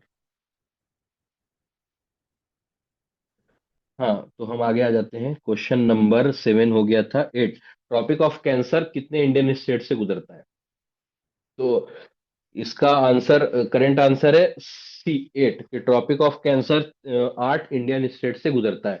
तो ट्रॉपिक ऑफ कैंसर तो पता होगा कि इक्वेटर है। इक्वेटर जो, अगर कंट्री अर्थ को दो हिस्सों में डिवाइड करें तो बीच वाली इमेजिनरी लाइन जो होती है जीरो लेटीट्यूड पे, उसको इक्वेटर कहते हैं। और फिर नॉर्थ और साउथ की तरफ 90-90 डिग्री जाते हैं। तो नॉर्थ की तरफ जब, नॉर्थ को फिर 3 हिस्सों में डिवाइड करते हैं, और साउथ को फिर 3 हिस्सों में डिवाइड करते हैं। तो अगर इक्वेटर से नॉर्थ की तरफ 23.4 डिग्री आगे बढ़ते हैं, तो वहां पे एक इमेजिनरी लाइन बढ़ती है जिसको ट्रॉपिक ऑफ कैंसर कहते हैं। और इक्वेटर से जब साउथ की तरफ आते हैं तो 23.4 या 5 डिग्री पे दूसरी इमेजिनरी लाइन बनती है जिसको ट्रॉपिक ऑफ कैप्रिकॉर्न कहते हैं। ये स्कूल में पढ़ा होगा। और तो ट्रॉपिक ऑफ कैंसर जो है इंडिया, ये क्वेश्चन बनता है कि इंडिया जो है ये नदर्न हेमिस्फेयर में है, तो उन दोनों हिस्से को हेमिस्फेयर कहते हैं। इक्वेटर के दोनों हिस्से को, इक्वेटर की तरफ बीच की लाइन के दाईं तरफ जो होता है, बीच की लाइन से ऊपर की तरफ जो होता है वो नदर्न हेमिस्फेयर होता है, और नीचे की तरफ जो होता है सदर्न हेमिस्फेयर। इंडिया जो है नदर्न हेमिस्फेयर में है, तो इंडिया से ट्रॉपिक ऑफ कैंसर गुजरता है। और जैसे ऑस्ट्रेलिया है वो सदर्न हेमिस्फेयर में है, तो उसे ट्रॉपिक ऑफ कैप्रिकॉर्न गुजरेगा। तो अब ये हम ज्योग्राफी में पढ़ेंगे, तो बस हमको ये याद रखना है कि ट्रॉपिक ऑफ कैंसर पे जो सूरज होता है वो गर्मी के दिनों में होता है। तो नॉर्थ के जितने भी मुल्क हैं उसमें इसमें गर्मी पड़ती है जून में। और दिसंबर में ये ट्रॉपिक ऑफ कैप्रिकॉर्न की तरफ होता है सूरज। सूरज की मूवमेंट जो दो होती है दोनों ट्रॉपिक्स के बीच में होती है, tropic of cancer, tropic of capricorn. तो उसी तरह से जिस तरफ होता है उस तरफ गर्मी होती है। तो ऑस्ट्रेलिया में कैप्रिकॉर्न की तरफ दिसंबर में गर्मी होती है। तो हमको ये बात करनी है कि अ, इंडिया के किन किन स्टेट से गुजरता है ट्रॉपिक ऑफ कैंसर, तो इसको बस याद करना है। इसमें कुछ नहीं कर सकते, देख लीजिए इसको जूम करके। गुजरात से शुरू करते हैं, राजस्थान का थोड़ा सा हिस्सा है, फिर मध्य प्रदेश है, फिर छत्तीसगढ़ है, फिर झारखंड है, फिर त्रिपुरा है, फिर मिजोरम है। तो अगर ऐसे हो, पहली स्टेट कौन है तो गुजरात है, लास्ट स्टेट कौन है तो इसमें आप कंफ्यूज होंगे त्रिपुरा और मिजोरम में, तो याद रखना है कि मिजोरम है। बाकी 8 इंडियन स्टेट से गुजर रहा है, इसको रट लीजिए और इसमें कुछ नहीं कर सकते। ठीक है। अब क्वेश्चन नंबर 8 है कि under which article governor have the power to grant pardon. Pardon मतलब माफी होता है। तो ये भी क्वेश्चन है कि किस किस आर्टिकल में गवर्नर को पार्डन यानी माफ करने की पावर मिली है, तो आर्टिकल 161 है। तो 161 क्या कहता है दादा कि जो फोटो गवर्नर, क्या है, आप जो पढ़ने बैठो कोई है, दादी पहले बैठेंगे। जो गवर्नर है या जो राष्ट्रपति है उसको एक पार्डनिंग पावर होती है। पार्डनिंग पावर का मतलब होता है कि आप माफ कर सकते हैं। हाँ हाँ, एक मिनट।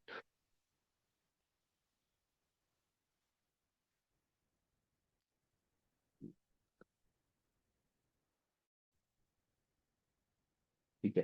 तो पार्डनिंग हेलो, आवाज आ रही है डॉक्टर सलमान? जी सर, आ रही है। हाँ तो इंडियन कॉन्स्टिट्यूशन में कौन सा आर्टिकल गवर्नर को इम्पावर्ड करता है कि वो सजा को माफ कर सके, तो आर्टिकल 161 है। जैसे अगर सीधा क्वेश्चन आएगा कि गवर्नर की पार्डन वाली पावर किस आर्टिकल में है, तो आर्टिकल 161 में है। आर्टिकल 161 जो है, कितने आर्टिकल्स हैं, कितने पार्ट्स हैं, कितने शेड्यूल हैं, ये हम सब पॉलिटी की क्लास में कर लेंगे। अभी आपका काम इतना है कि जो आर्टिकल्स क्वेश्चन में है उन आर्टिकल्स को बस याद कर लीजिए, क्योंकि उनके पूछे जाने की प्रोबेबिलिटी ज्यादा है। जब एग्जामिनर क्वेश्चन उठाएगा तो एमओसीएच का सिर्फ एक पेपर करीब में हुआ है, तो इसको जरूर सामने रखेगा और इसके ऑप्शन से क्वेश्चन बनाएगा। इसके क्वेश्चन ऑप्शन से बनते हैं। तो अब हम पढ़ते हैं। तो गवर्नर की पार्डनिंग पावर है। गवर्नर को याद रखिएगा, गवर्नर को और राष्ट्रपति को दोनों को पार्डनिंग पावर होती है। तो उसकी प्रेसिडेंट की पावर आर्टिकल 72 में है और गवर्नर की 161 में। कुछ फर्क होता है तो हम देख लेंगे। यानी गवर्नर जो है वो डेथ सेंटेंस को रिड्यूस नहीं कर सकता, बाकी सबको माफ कर सकता है। ठीक है। डेथ डेथ सेंटेंस को नहीं कर सकता। ये 3 आर्टिकल हैं जिसको आप ये देख लीजिएगा। 171 किस बारे में है, अभी हम पढ़ के आए। 171 किस बारे में है देखा, एक ही पेपर में 2 जगह एक ही आर्टिकल आ गया। एक जगह ऑप्शन में, एक जगह क्वेश्चन में। ऐसे ही क्वेश्चन बनते हैं और इसी को समझना होता है पैटर्न। 171 173 हो गया, आर्टिकल 163 है। अब हम आते हैं कि फर्क क्या है। देखिए 2-3 फर्क होता है, उसको याद करना है। हाँ, कि प्रेसिडेंट की पावर में, पार्डनिंग पावर में और गवर्नर की। सबसे पहला फर्क क्या है कि डेथ सेंटेंस को माफ कर सकता है प्रेसिडेंट, लेकिन गवर्नर नहीं कर सकता। ठीक है ना। और दूसरा, कोर्ट मार्शल को प्रेसिडेंट कर सकता है, गवर्नर नहीं कर सकता। ये 2 बात याद रखनी है। और तीसरा 4 वो है कीवर्ड्स हैं जिनको याद रखना है, समझना है। ये पूछा जाता है, एक तरफ ये कीवर्ड्स दे देंगे, दूसरी तरफ इनका मतलब दे देंगे कि आप इनको मिलाइए, मैच ऑफ द फॉलोइंग में। तो पार्डन का मतलब होता है कंप्लीट फॉरगिवनेस ऑफ पनिशमेंट, कि अगर किसी को 10 साल की सजा मिली थी, गवर्नर ने उसको छोड़ दिया कि सजा माफ करके बाहर निकल गया तो उसको पार्डन हो जाएगा। जैसे जो बिल्किस बानो केस के लोग थे, तो उसको गुजरात के गवर्नर ने पार्डन दिया था। और रिप्राइव कहते हैं कि जिसको मौत की सजा मिली है और उसने 6 महीने का टाइम मांगा है कि मैं सुप्रीम कोर्ट में या हाई कोर्ट में अप्लाई करूंगा, तो उतने देर के लिए उसको टाइम दे देना। टेम्परेरी डिले ऑफ एग्जीक्यूशन, इसको रिप्राइव कहते हैं। रिस्पाइट का मतलब होता है कि स्पेशल सर्कमस्टांसेस में लेसर पनिशमेंट देना, कि जैसे कोई प्रेग्नेंट लेडी है तो उसकी सजा को कम कर दिया जाए, तो इसको रिस्पाइट कहेंगे। रिस्पाइटिंग रिस्पाइट का मतलब होता है कि किसी स्पेशल सर्कमस्टांसेस में प्रेग्नेंट है तो उसको कम कर देना, या बहुत बूढ़े हैं तो रेमिशन कहते हैं कि ड्यूरेशन कम करना। कि 10 साल को 5 कर देना, ये रेमिट करना होता है, रेमिट करना। और कम्यूट करने का मतलब होता है कि उसका जो कैरेक्टर चेंज करना, कि अगर वो आजीवन कारावास बामशक्कत थी तो उसमें से वो हटा देना, उसको आसान कर देना, रिग्रेस को नॉन रिग्रेस कर देना। तो ये कम्यूटेशन होता है। ये 5 वर्ड्स याद करने हैं, पार्डनिंग पावर के 5 वर्ड्स हैं। पार्डन कंप्लीट माफ, रिप्राइव थोड़े देर के लिए, डिले, रेस्पाइट ये special circumstances, pregnant ladies, remit करना कम करना, कम्यूट करना वो change in the lighter punishment, कि रिग्रेस था तो रिग्रेस को हटा के नॉन रिग्रेस कर दिया, तो ये कम्यूट होता है। 10 नंबर क्वेश्चन। तो ये सब चीजें जो मैं बता रहा हूँ, ये अगली क्लास तक तो आप लोग के पास टाइम है, अगली क्लास तक इसको अच्छे से कर लीजिएगा। इस पेपर को समझिए कि 20% 15% जो है इसी जो मैंने सॉल्व किया है पीवाईक्यू, इसमें ही है। विच of the following pairs is correctly matched. तो ये तो एक नॉर्मल सा क्वेश्चन है, ये रटने का है कि कौन सा एसिड किस में पाया जा सकता है। इसकी एक टेबल बनाई हुई है, वो टेबल देख लीजिएगा। तो इसमें सिर्फ टोमेटो में ऑक्जेलिक एसिड है, बाकी सब अलग अलग है। कि लेमन में सिट्रिक एसिड होता है तो वो अलग है, इस तरह से एसिटिक एसिड विनेगर में होता है। तो ये एक टेबल है, एसिड है और नेचर है। तो सिट्रिक एसिड है, लेमन ऑरेंज, एसिडिक है विनेगर, लैक्टिक, ये रट लेने का क्वेश्चन है टार्टेरिक टेमेरिन में। अब हम लोग आ जाते हैं क्वेश्चन नंबर 11 पे। इसको रट लीजिएगा कि कौन सा एसिड किस में पाया जाता है। ये क्वेश्चन बहुत आता है।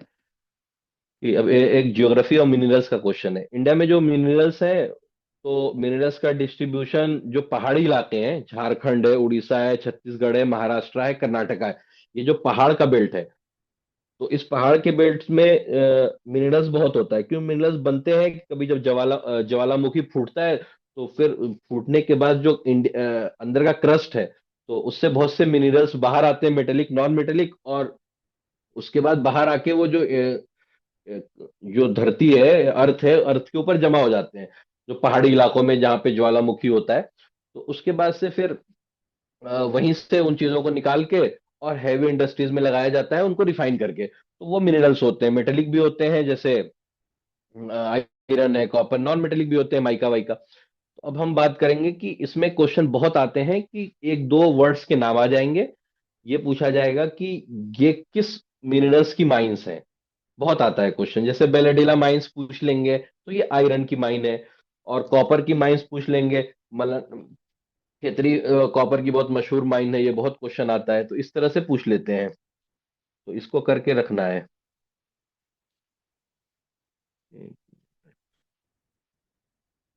ठीक है, तो अब हम इस क्वेश्चन को कहते हैं। तो Daitari and Kiriburu mines are associated with which minerals. तो ये मैंगनीज की माइंस है और ये उड़ीसा में है। तो बस इतना याद रखना आपको काफी है, बाकी आगे कि दैत्री एंड किरुबुरु माइंस जो है ये मैंगनीज की है, उड़ीसा की। अब जो क्वेश्चंस हैं उसको हम एक बार बात कर लेते हैं। और दूसरा क्वेश्चन ये बहुत कॉमन है कि लार्जेस्ट प्रोड्यूसिंग स्टेट मिनरल्स की कौन कौन सी, बहुत कॉमन है क्वेश्चन। जैसे पूछा जाएगा कि मैंगनीज को प्रोड्यूस करने वाली लार्जेस्ट स्टेट कौन है, आयरन ओर को प्रोड्यूस करने वाली, जिंक को, कॉपर को। तो ये जो क्वेश्चन वाले हैं, इन चारों को मैंने कर दिया। जब जनरल स्टडीज की क्लास लूंगा तो और जो मशहूर मशहूर मिनरल्स हैं, तो उनके माइंस और लार्जेस्ट स्टेट उस टाइम पे हम करेंगे। तो मैंगनीज के जिसकी हम बात कर रहे हैं, इसका यूज होता है स्टील मेकिंग में, अलॉय में, उड़ीसा इसका लार्जेस्ट है। और दैतरी किरीबुरु ये भी उड़ीसा में ही है। उड़ीसा कौन सी बेल्ट होती है, सुंदरगढ़ क्योंझार बेल्ट में होता है। बालाघाट एमपी भी है, ये मैंगनीज के लिए मशहूर है। आयरन और ये स्टील इंडस्ट्री में काम आता है। लार्जेस्ट उड़ीसा है, बदलता भी रहता है। तो लास्ट का जो हम करंट अफेयर का करेंगे उसमें इसको करेंगे। तो ये सब नाम है। जैसे बेलेडीला वाला बहुत पूछा जाता है, ये कहाँ पे है? तो ये आयरन और है छत्तीसगढ़ में। और जिंक, जिंक जो है ये राजस्थान सबसे ज्यादा बनाता है। जिंक को याद रखना है, राजस्थान जो सीएचओ के, अच्छा एग्जाम हो गया। और कॉपर है, ये मध्य प्रदेश में सबसे ज्यादा होता है। तो ये इंपॉर्टेंट माइंस हैं, स्टेट्स हैं, ये याद रखने। लार्जेस्ट प्रोड्यूसिंग स्टेट, खास तौर से ये चारों का तो जरूर याद होना चाहिए। तो अब हम आ जाते हैं, Karnal burn disease affected which crop. तो ये वीट, गेहूं की डिजीज है जिसमें गेहूं काला पड़ जाता है। और फंगल डिजीज है। तो ये एक एग्रीकल्चर का क्वेश्चन है, करंट अफेयर टाइप का। तो ये है, इसमें ये क्वेश्चन आता है क्रॉप्स की या वेजिटेबल्स की डिजीज पूछी जाती हैं। तो उसमें हम, मैंने एक टेबल बनाया है, कुछ वहां से कर लेंगे और ये जो क्वेश्चन में है इनका कर लेते हैं कि ये किस किस उससे अफेक्ट होते हैं। तो बार्ले जो है, जौ, इसमें क्या होता है? कवर्ड स्मर्ट होता है। कवर्ड स्मर्ट से की डिजीज होती है, करनाल बर्न नहीं होती। मस्टर्ड, मस्टर्ड, इसमें क्या होता है? व्हाइट रस्ट होता है। अल्टरनेरिया ब्लाइट होता है। ग्राम चना, इसमें विल्ट और ब्लाइट होता है। ये लिस्ट है, इसको आप कर लीजिएगा। मशहूर मशहूर बीमारियों की लिस्ट है जो पूछा जाता है कि किस वेजिटेबल में या किस ग्रेन में कौन सी बीमारी होती है। कॉजेटिव एजेंट याद करने की जरूरत नहीं है, डिजीज टाइप देख सकते हैं क्योंकि कॉजेटिव एजेंट यहाँ नहीं पूछा जाएगा। तो क्रॉप्स है, डिजीज है, ये कर लीजिएगा, ये पूछा जाता है बहुत, मतलब एक स्कोरिंग एरिया है। अब आते हैं कि क्वेश्चन नंबर 13 है करंट अफेयर का। Who among the following took oath as the prime minister of Australia. ये जनरल नॉलेज का क्वेश्चन था, जनरल करंट अफेयर का क्वेश्चन था। एंथनीज एल्बेनीज है, अभी तक यही है ऑस्ट्रेलिया के। ये करंट उस वक्त किसी वजह से न्यूज में रहे होंगे जिस वजह से पूछा गया है। तो अब हम आते हैं क्वेश्चन नंबर 14 पे। The Aral sea is situated between which of the following countries.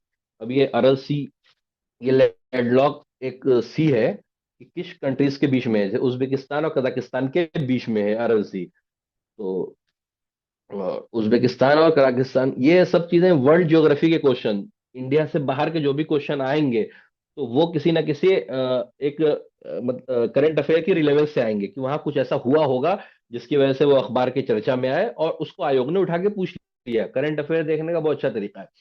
तो जैसे मैंने कुछ सी कर दिया, श्रिंकिंग सी इरिगेशन इशू है, जैसे कि इसमें इतना इरिगेशन हो रहा था, वहां से पानी निकाल रहे थे कि ये श्रिंक कर रहा है। जब किसी मुल्क की बाउंड्री जो है किसी ओपन सी में नहीं खुलती है तो वो अंदर अंदर जो सी होते हैं छोटे, तो उससे इरिगेशन का यूज करते हैं जिससे पानी कम होता है। इसकी वजह से ये हमेशा न्यूज में रहता है, अरल सी।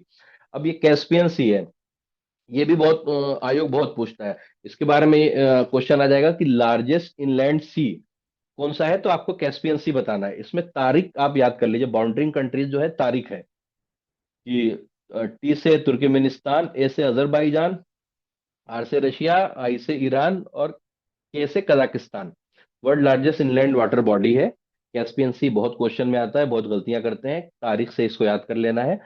और डेड सी, इसराइल जॉर्डन। तो मिडिल ईस्ट तो हमेशा हॉट टॉक में रहता है और मिडिल ईस्ट न्यूज में भी है।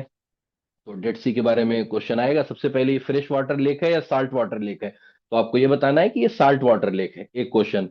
दूसरा, बाउंड्रीज कंट्रीज कौन कौन सा है, तो आपका आ जाएगा इसराइल, जॉर्डन, फिलिस्तीन और वहां की जितनी भी कंट्रीज हैं तो आप नहीं बता पाएंगे। तो इसराइल और जॉर्डन के बीच में है, ये पैलेस्तीन से बॉर्डर शेयर नहीं करता है। और दूसरा, सीरिया से बॉर्डर शेयर नहीं करता है। Lowest point on on earth पूछ सकते हैं तो ये डेड सी है, यानी ओशन नहीं अर्थ। ओशन के तो अलग अलग हैं। तो कैस्पियन, डेड सी बहुत अहम है। और ब्लैक सी अहम है, तो क्योंकि ये टर्की में है और टर्की न्यूज में रहती है तो इसको आपको याद करना पड़ेगा। बर्गर से हमने इसको याद किया था, आप लोग भी इसको याद कर सकते हैं कि बुल्गारिया, यू से यूक्रेन, आर से रशिया, जीई से जॉर्जिया और आर से रोमानिया और टी, बर्गर टी। तो इस तरह से इसको याद किया गया था। बर्गर टी से ब्लैक सी की कंट्रीज याद की जाती हैं। तारीख से कैस्पियन सी, डेड सी तो दो है, आपको याद हो जाना चाहिए। और ये आने की प्रोबेबिलिटी बहुत है, इसराइल बहुत न्यूज में। तो अगला क्वेश्चन, क्वेश्चन 15। कुछ पूछना है किसी को? हेलो। जी सर। सर ये मालूम करना था क्या इसका जो हमें प्रिपरेशन करनी है इसके लिए हमें कोई बुक लेनी पड़ेगी या आप मटेरियल प्रोवाइड कराएंगे? नहीं, बुक भी बता देंगे और एक मटेरियल वो भी अभी देंगे। बता देंगे। अभी क्लास इससे रिलेटेड किसी को कोई डाउट हो तो वो पूछ लीजिए, अभी जैसे ही सर पढ़ा लेंगे उसके बाद इस पर डिस्कस कर लेंगे। हम्म, ठीक है। अभी तक किसी को कोई डाउट हो तो वो पूछ लीजिए आप। या कोई चीज समझ में नहीं आ रही हो, या कुछ जो अभी तक हमने पढ़ा है। ठीक है। अब ग्लोबल वार्मिंग का क्वेश्चन है, ये इन्वायरमेंट का क्वेश्चन है, इसको हम करते हैं मॉडर्न यूनियन। ठीक। Which gas is mainly responsible for global warming? Oxygen, nitrogen, CO2, एर्गॉन। तो इसमें तो सबको पता है कि CO2 जो है वो ग्लोबल वार्मिंग के लिए बहुत ज्यादा रिस्पॉन्सिबल है।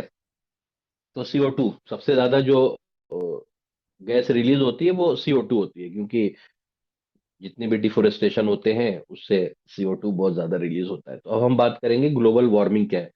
तो एवरेज अर्थ टेम्परेचर बढ़ जाए due to excess green house gas के बढ़ने की वजह से अर्थ का टेम्परेचर बढ़ जाता है, क्योंकि हीट जो है वो एटमॉस्फेयर में ट्रैप हो जाती है, कि आती है सन से, लेकिन जब अर्थ को गर्म करने के बाद ऊपर जाती है तो जो एटमॉस्फेयर है उसको ट्रैप कर लेता है, एज अ ब्लैंकेट काम करने लगता है वो। बल्कि अगर क्वेश्चन आएगा तो एटमॉस्फेयर की बहुत सारी लेयर्स होती हैं, तो उसमें ट्रोपोस्फेयर एक लेयर है जो ट्रैप करती है, और ट्रैप यानी पेनेट्रेबल नहीं बचती है, क्योंकि ग्रीन हाउस गैस वहां पे जमा हो जाती है। जैसे मैंने ये एक फोटो दिया हुआ है, इसमें देख लीजिए कि जब heat trapped bye CO2 in the atmosphere, कि अगर नॉर्मल है तो सम हीट स्केप स्केप कर जाती है, और अगर एटमॉस्फेयर में हाई CO2 लेवल है तो बहुत कम हीट निकलती है, वहीं पे ट्रैप हो जाती है, तो एक ग्रीन हाउस गैस बन जाता है।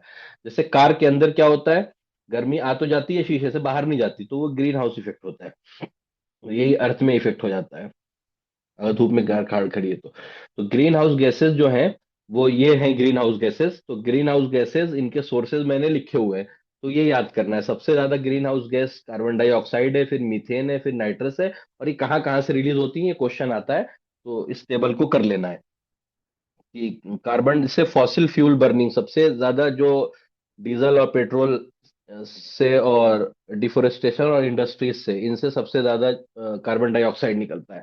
तो ग्लोबल वार्मिंग सबसे ज्यादा इसी की वजह से होती है।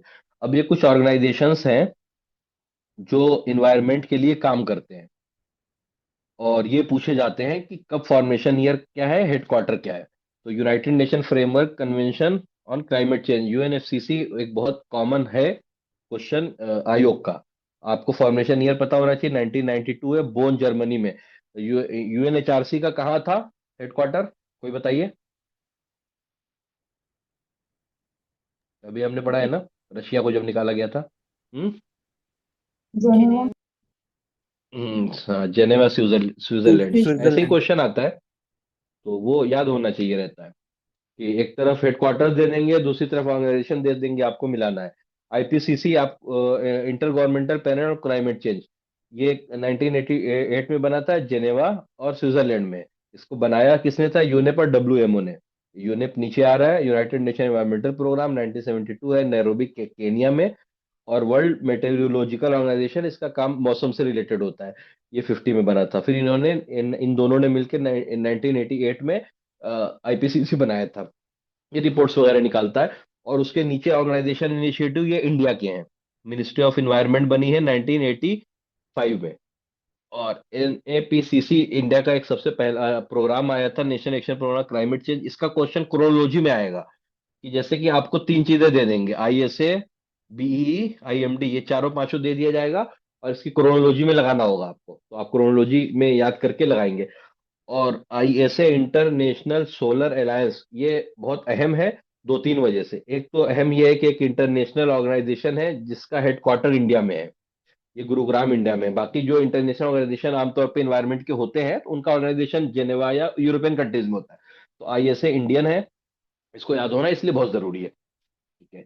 ब्यूरो ऑफ एनर्जी एफिशिएंसी, इसका बहुत जगह लेबलिंग देखी गई होगी, कि BE लेबलिंग तो यही करता है वो। एनर्जी एफिशिएंसी बताता है कि कितने वॉट कौन सी चीज इलेक्ट्रॉनिक आइटम ले रहा है, और इन्वायरमेंट पे उसका कितना असर पड़ रहा है। Question 16, GS Indian economy and पीछे एग्रीकल्चर। हाँ पीछे वाले में कुछ एक चीज पूछना थी। जी जी बताइए। जी, एक मिनट वो निकाल देते हैं। ये जी जी। आईपीसीसी जो है ना, हम्म। इसका जो है वो हेडक्वार्टर तो जर्मनी में है, वो जिनेवा में। और ये अंडर किसके अंडर है? यूएनईपी और डब्ल्यूएमओ, इसकी फुल फॉर्म क्या है सर? नीचे है ना, यूनाइटेड नेशन एनवायरमेंटल प्रोग्राम और वर्ल्ड मेटीरियोलॉजिकल ऑर्गेनाइजेशन, उसके नीचे वाले जो दोनों है। अच्छा अच्छा अच्छा, ठीक ठीक ठीक ठीक, शुक्रिया। जी जी। जी जी, ये दोनों है। ठीक, अब अगला क्वेश्चन है। मैं सोच रहा हूँ सलमान 20 करूँ आज, 20 क्वेश्चन डॉक्टर सलमान। जी सर, 20 कर लीजिए बस, क्लास वरना लंबी हो जाएगी। हाँ 20 लंबी हो जाएगी, हाँ।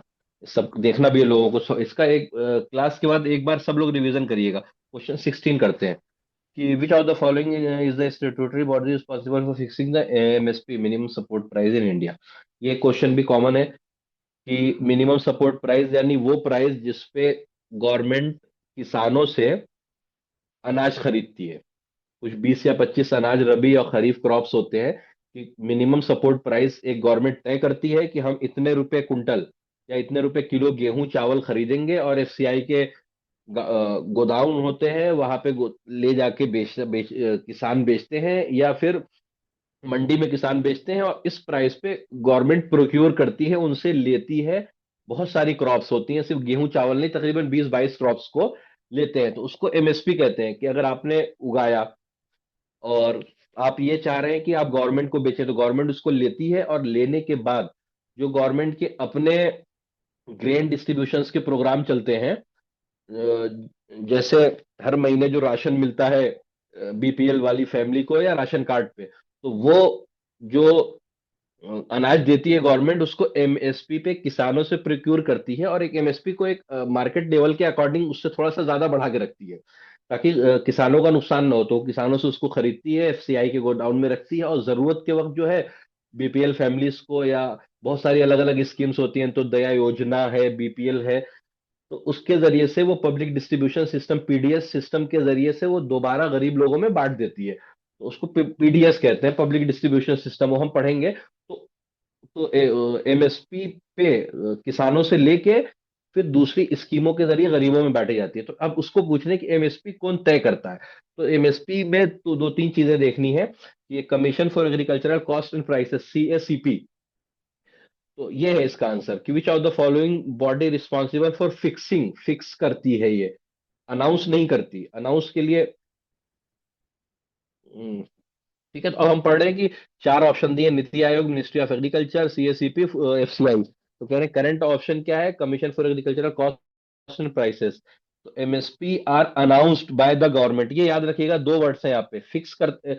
सीएससीपी रिकमेंड करती है कि इस क्रॉप की इतनी प्राइस होनी चाहिए, वो रिकमेंडेशन कैबिनेट को, गवर्नमेंट को देती है, फिर cabinet committee on economic affairs या इंडियन गवर्नमेंट्स, वो इसको अनाउंस करती है। तो ये बता देती है गवर्नमेंट, अनाउंस करती है। तो दो अलग अलग बॉडी उसमें काम करती हैं। तो सीएससीपी कब बनी थी? 1986 में बनी थी। न्यू दिल्ली में हेडक्वार्टर है। ये एक एमएसपी का वर्ड आएगा, रिकमेंड करती है। नीति आयोग कब बना है? 2015 में बना है। अभी हमने बात किया था कि प्लानिंग कमीशन को एबोलिश करके इसको बनाया गया है। तो ये पीएमओ के अंडर में काम करता है। इसका काम क्या है? पॉलिसी प्लानिंग है, स्ट्रेटेजी है, रिफॉर्म है। फूड कॉरपोरेशन ऑफ इंडिया जो है, ये भी 1965 में बना है, न्यू दिल्ली में है। ये क्या काम? प्रोक्यूरमेंट। प्रोक्यूरमेंट का मतलब होता है खरीद लेना। तो इसका काम क्या होता है? ये गवर्नमेंट इसी के थ्रू, इसी के गोदाम के थ्रू खरीदती है। स्टोरेज एंड डिस्ट्रीब्यूशन, कि किसान से खरीदना एमएसपी वाली प्राइस पे, उसको स्टोर करना और उसको डिस्ट्रीब्यूट करना, ये तीन काम होते हैं एफसीआई के। एफसीआई जो, लेकिन अब क्या है, एफसीआई जो है वो मिनिस्ट्री ऑफ कंज्यूमर अफेयर्स के अंदर में है, और सीएसईपी एग्रीकल्चर मिनिस्ट्री के अंदर में है। ये दो बात आपको याद रखनी है। और नीति आयोग किसी मिनिस्ट्री के अंदर में नहीं है, पीएम ऑफिस के अंदर में डायरेक्टली काम करती है। ठीक है। तो ये क्वेश्चन बहुत कॉमन है कि रिकमेंड करता है एमएसपी को सीएसईपी, और उसको जो सीईए और गवर्नमेंट जो है उसको अनाउंस करती है। अब हम लोग क्वेश्चन नंबर 16 पे आते हैं। करंट अफेयर का क्वेश्चन है, आसान है। ऑस्कर अवार्ड 2020 में बेस्ट एक्टर, 22 में बेस्ट एक्टर का किसको मिला था? तो विल स्मिथ को मिला था। तो वो करंट न्यूज में था। अवार्ड से खास तौर से जो ऑस्कर अवार्ड्स के बारे में पूछा जाता है और नोबेल प्राइज के बारे में पूछा जाता है अवार्ड्स में, ये दोनों अहम अवार्ड है। या जो हमारे इंडिया के प्रधानमंत्री है, इंडिया के राष्ट्रपति है, इसको किसी मुल्क में जाके वहाँ का जो ऑनर वाला अवार्ड मिलता है, गेस्ट ऑफ ऑनर के जो अलग अलग मुल्क के नाम होते हैं, तो वो पूछे जाते हैं, वो न्यूज से मिलेगा। अब हम लोग 2020 में 2022 में विल स्मिथ को मिला था। अब 2025 के देख लेते हैं कि अगर नेक्स्ट अवार्ड मिलने से पहले पेपर बन गया तो बेस्ट एक्टर अभी का कौन है। 2025 में एड्रियन ब्रॉडी को बेस्ट एक्टर का अवार्ड मिला है, और माइकी मेडिसन को बेस्ट एक्ट्रेस का अवार्ड मिला है, और फिल्म जो है अनोरा, इसको बेस्ट फिल्म या बेस्ट पिक्चर का ऑस्कर मिला है। तो ये याद करना है हमको कि 2025 में विल स्मिथ को था, और 2022 में, 25 में, ये तीन याद करने हैं कि Adrien Brody, Mikey Madison, Anora. Question 18 पे आते हैं। Arrange the following events in chronological order. ये चीज मैं बोल रहा हूँ कि क्रोनोलॉजिकल ऑर्डर पता होना सबसे पहली शर्त है, जीएस के लिए भी और हेल्थ प्रोग्राम्स के लिए भी। ये भी क्रोनोलॉजिकल ऑर्डर में करवा रहे हैं। Communal award, Gandhi Irwin pact, death और Rabindranath Tagore, direct action day. तो ये हम ये क्या क्या है, ये तो जब modern India modern India history के बारे में बात करेंगे तो हम कर लेंगे। गांधी इरविन पैक्ट हुआ था 1931 में, कम्युनल अवार्ड आया था 1932 में, रविन्द्रनाथ टैगोर का डेथ हुई थी 1941 में, और डायरेक्ट एक्शन डे 1946। तो ये चार चीजें हैं। अगर आप इसको क्रोनोलॉजी में लगाएंगे तो ये इस तरह से लगेगी। अब इसमें क्या क्या है, ये जब मॉडर्न इंडिया हिस्ट्री पढ़ेंगे तो एक्चुअली सिविल डिसोबीडियंट मूवमेंट हुआ था 1930 में। तो गांधी इरविन पैक्ट के जरिए, गांधी इरविन पैक्ट हुआ था 1931 में, जिसके में गांधी जी ने दो चीजें करी थी।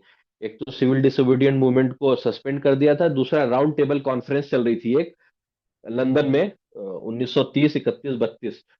तो उसमें वो 1931 वाली राउंड टेबल कॉन्फ्रेंस में गांधी जी शरीक हुए थे। तो गांधी इरविन पैक्ट में क्या हुआ था, सिविल डिसोबीडियंट मूवमेंट सस्पेंड हुई थी, और Gandhi Gandhi ji round table conference चल रही थी। अंग्रेजों ने राउंड टेबल कॉन्फ्रेंस बुलाई थी इंग्लैंड में कि इंडिया का फ्यूचर क्या होना है। तो इंडिया में जितनी पार्टीज थी, मुस्लिम लीग, कांग्रेस और अलग अलग ट्रेड यूनियन, सबसे रिप्रेजेंटेटिव बुला के डिस्कशन हो रहा था कि पावर को कैसे ट्रांसफर करना है इंडिया में, फॉरेन करना है, ग्रेजुअल करना है, क्या करना है। तो उसको राउंड टेबल कॉन्फ्रेंस 3 हुई थी। तो गांधी इरविन पैक्ट में पहले वाले में गांधी शरीक नहीं हुए थे, दूसरे वाले में शरीक हुए थे जब ये पैक्ट हुआ था। वायसराय था वो। कम्युनल अवार्ड, ये कम्युनल अवार्ड 1932 में था। इसमें सेपरेट इलेक्टोरेट आया था, depress class, later modified by Poona.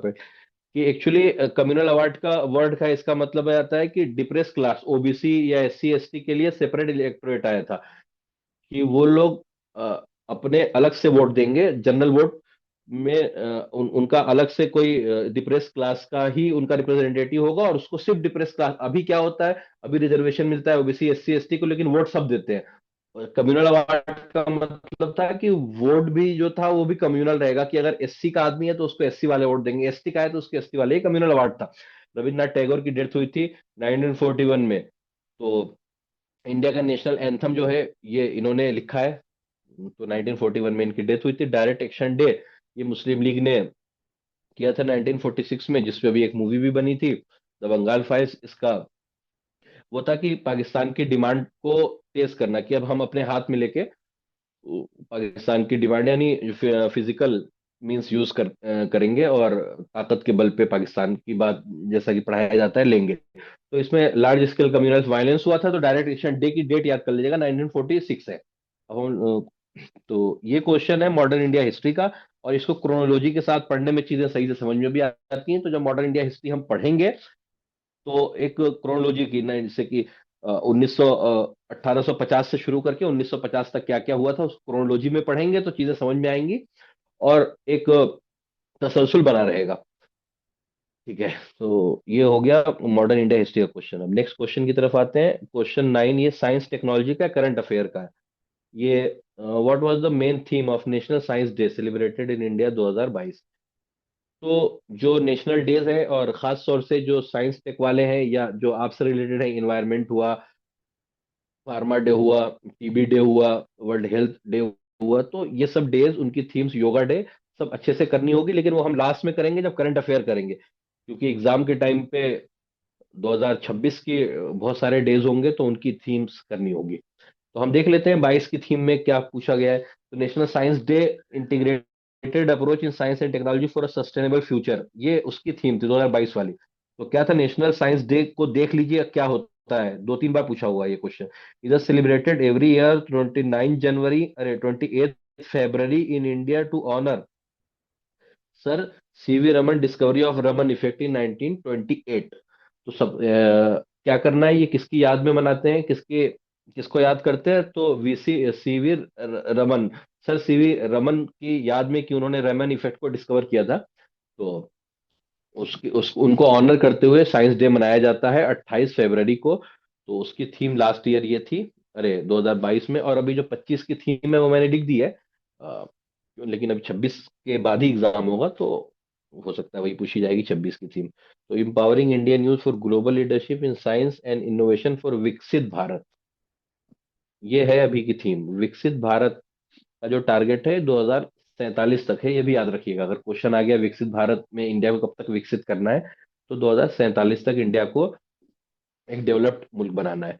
Question 20, Khelo India youth game held in May April were organized at which place.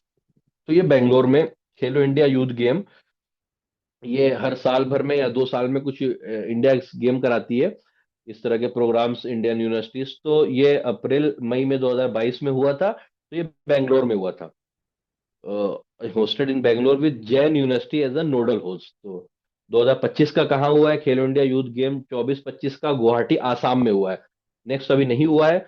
और इस तरह से बहुत सारे गेम्स हैं जो इंडिया के लेवल पे होते हैं, खेलो इंडिया यूनिवर्सिटी गेम्स, खेलो इंडिया यूथ स्पोर्ट्स के क्वेश्चन आते हैं करंट अफेयर में। खेलो इंडिया विंटर गेम्स है, खेलो इंडिया यूथ गेम्स है, खेलो इंडिया यूनिवर्सिटी गेम्स है। तो ये हम लास्ट में करंट अफेयर करेंगे जब एग्जाम का शेड्यूल आ जाएगा, तो उससे 1 महीना 1.5 महीना पहले तक के जो करंट अफेयर्स होते हैं पिछले 6 महीने से, उसको 6 या 1 साल से उसको करते हैं। तो करंट अफेयर्स हम लास्ट में करेंगे ताकि जितनी भी करंट अफेयर की चीजें हैं वो ऑलमोस्ट कवर हो जाए। तो ये उस टाइम की न्यूज थी। और अभी वाला जो लेटेस्ट इसका सीजन हुआ है वो 24-25 का हुआ है आसाम गुवाहाटी में। अब नेक्स्ट होगा अगर एग्जाम से पहले, तो उसको करंट अफेयर में कवर करेंगे। तो बस आज के लिए इतना ही। कोई क्वेश्चन? किसी का कोई भी डाउट हो तो पूछ सकते हैं आप लोग।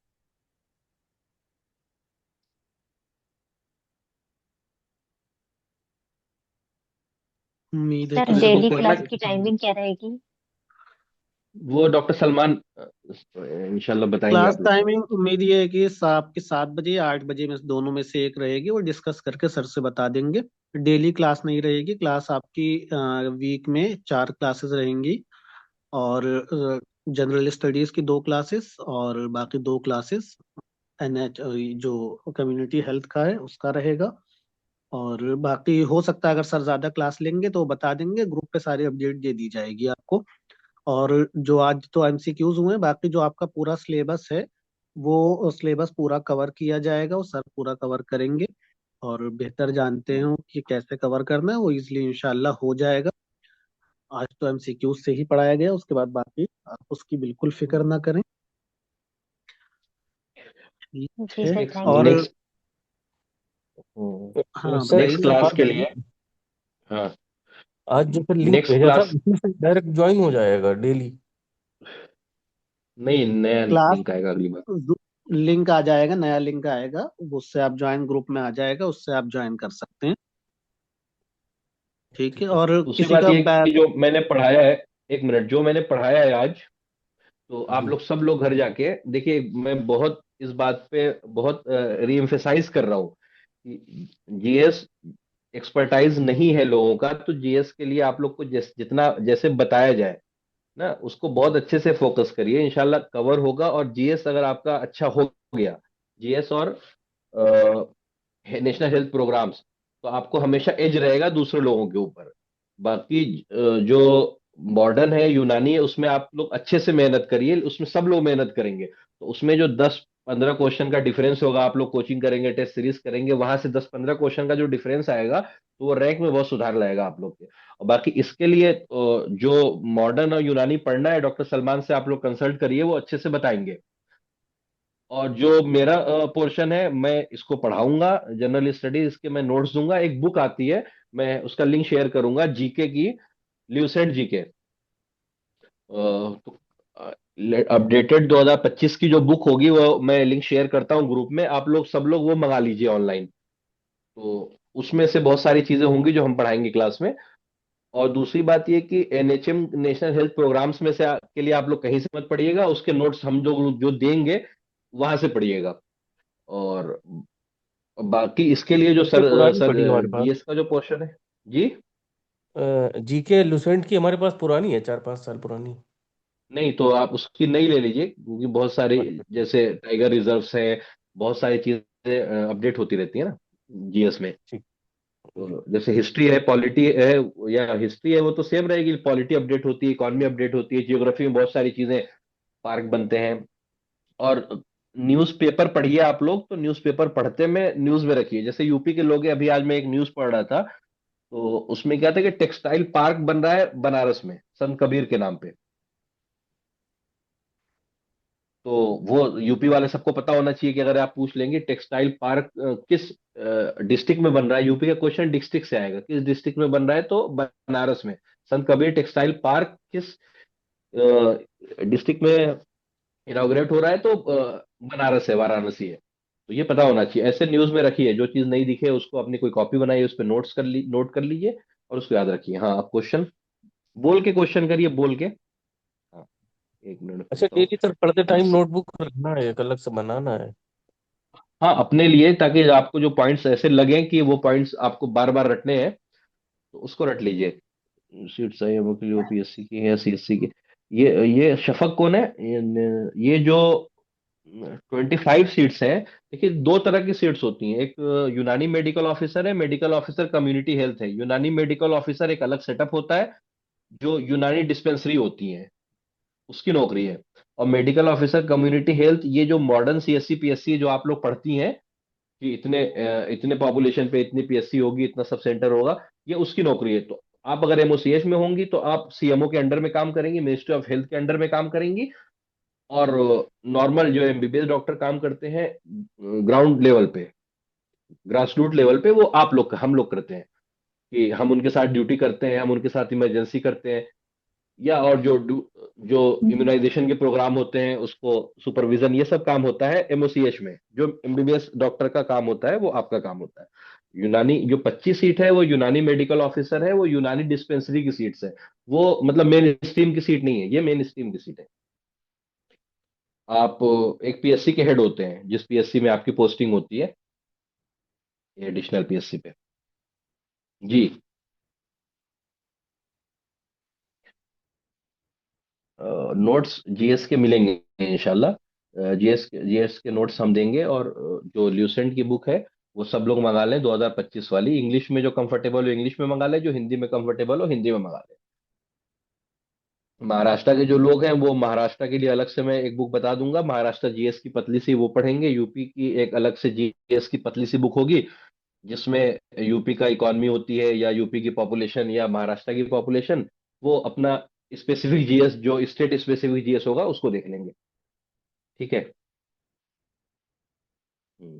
लिंक भेज दिया जाएगा ग्रुप पे। और कोई क्वेश्चन? सर एमओ हो गया लग बेटर रहा है है। या एमओसीएच? जो हो जाए वो बेहतर है। अभी पहले टाइम पे तो यही है कि जिसमें आपका सिलेक्शन हो जाए वो बेहतर है। जब दोनों में हो जाएगा तो फिर तो बात की बात है। जिसमें सीट ज्यादा है उसमें होने के चांसेस ज्यादा है। एमओसीएच में सीट ज्यादा है, तो इसमें प्रोबेबिलिटी ज्यादा होती है, इसमें कंपटीशन भी ज्यादा होता है। कि हाँ, एमओसीएच में आयुर्वेदा के साथ कंपटीशन है आपका, और नॉर्मल यूनानी एमओ में सिर्फ यूनानी के अतिब्बा होंगे, तो उसमें कंपटीशन भी ज्यादा है। और यहाँ पे आप लोग हैं अपने अपने, तो जिसमें हो जाए सिलेक्शन आप लोग उसमें लीजिए। वो तो बात की बात होती है ना, कौन सी अच्छी नौकरियां, सब अच्छी होती हैं। ठीक है डॉक्टर सलमान। हाँ, ठीक है, दो अलग किसी अलग और को एग्जाम या होंगे। दोनों अलग अलग एग्जाम होंगे। उसका एमओ का जो पैटर्न होता है वो भी मैं बता दूं। उसमें 150 क्वेश्चन आते हैं जो यूनानी मेडिकल ऑफिसर है, 120 क्वेश्चन जो होते हैं वो सब्जेक्ट के होते हैं, यानी 60 मॉडर्न के, 60 यूनानी के, और 30 क्वेश्चन जो होते हैं वो जनरल स्टडीज के होते हैं यूनानी मेडिकल ऑफिसर में। तो उसमें अगर जनरल स्टडीज के और इसमें का जो डिस्ट्रीब्यूशन है एमओसीएच का वो मैंने बता दिया। तो ये दोनों के एग्जाम पैटर्न भी अलग है, एग्जाम भी अलग होगा, और एलिजिबिलिटी भी अलग है। दोनों दोनों एग्जाम्स अलग अलग हैं, यूनानी एमओ और एमओसीएच। ठीक है, तो आज बाइंड अप करते हैं डॉक्टर सलमान। कोई डाउट जी किसी सर। को? अच्छे से पढ़िए, जितना पढ़ाया है उसको रिवाइज करिए, जो आर्टिकल्स आए हैं उसको याद करिए, जो टेबल्स हैं उसको याद करिए, और दिल लगा के पढ़िए, इंशाल्लाह होगा। हम्म, ठीक है सर, रिकॉर्डिंग बंद और कर फॉर्म, दीजिए सर, और एंड क्लास ठीक एंड। है, फॉर्म भरने में अगर किसी को हाँ, ठीक है, मैं इसको recording, stop recording. Yes. Okay.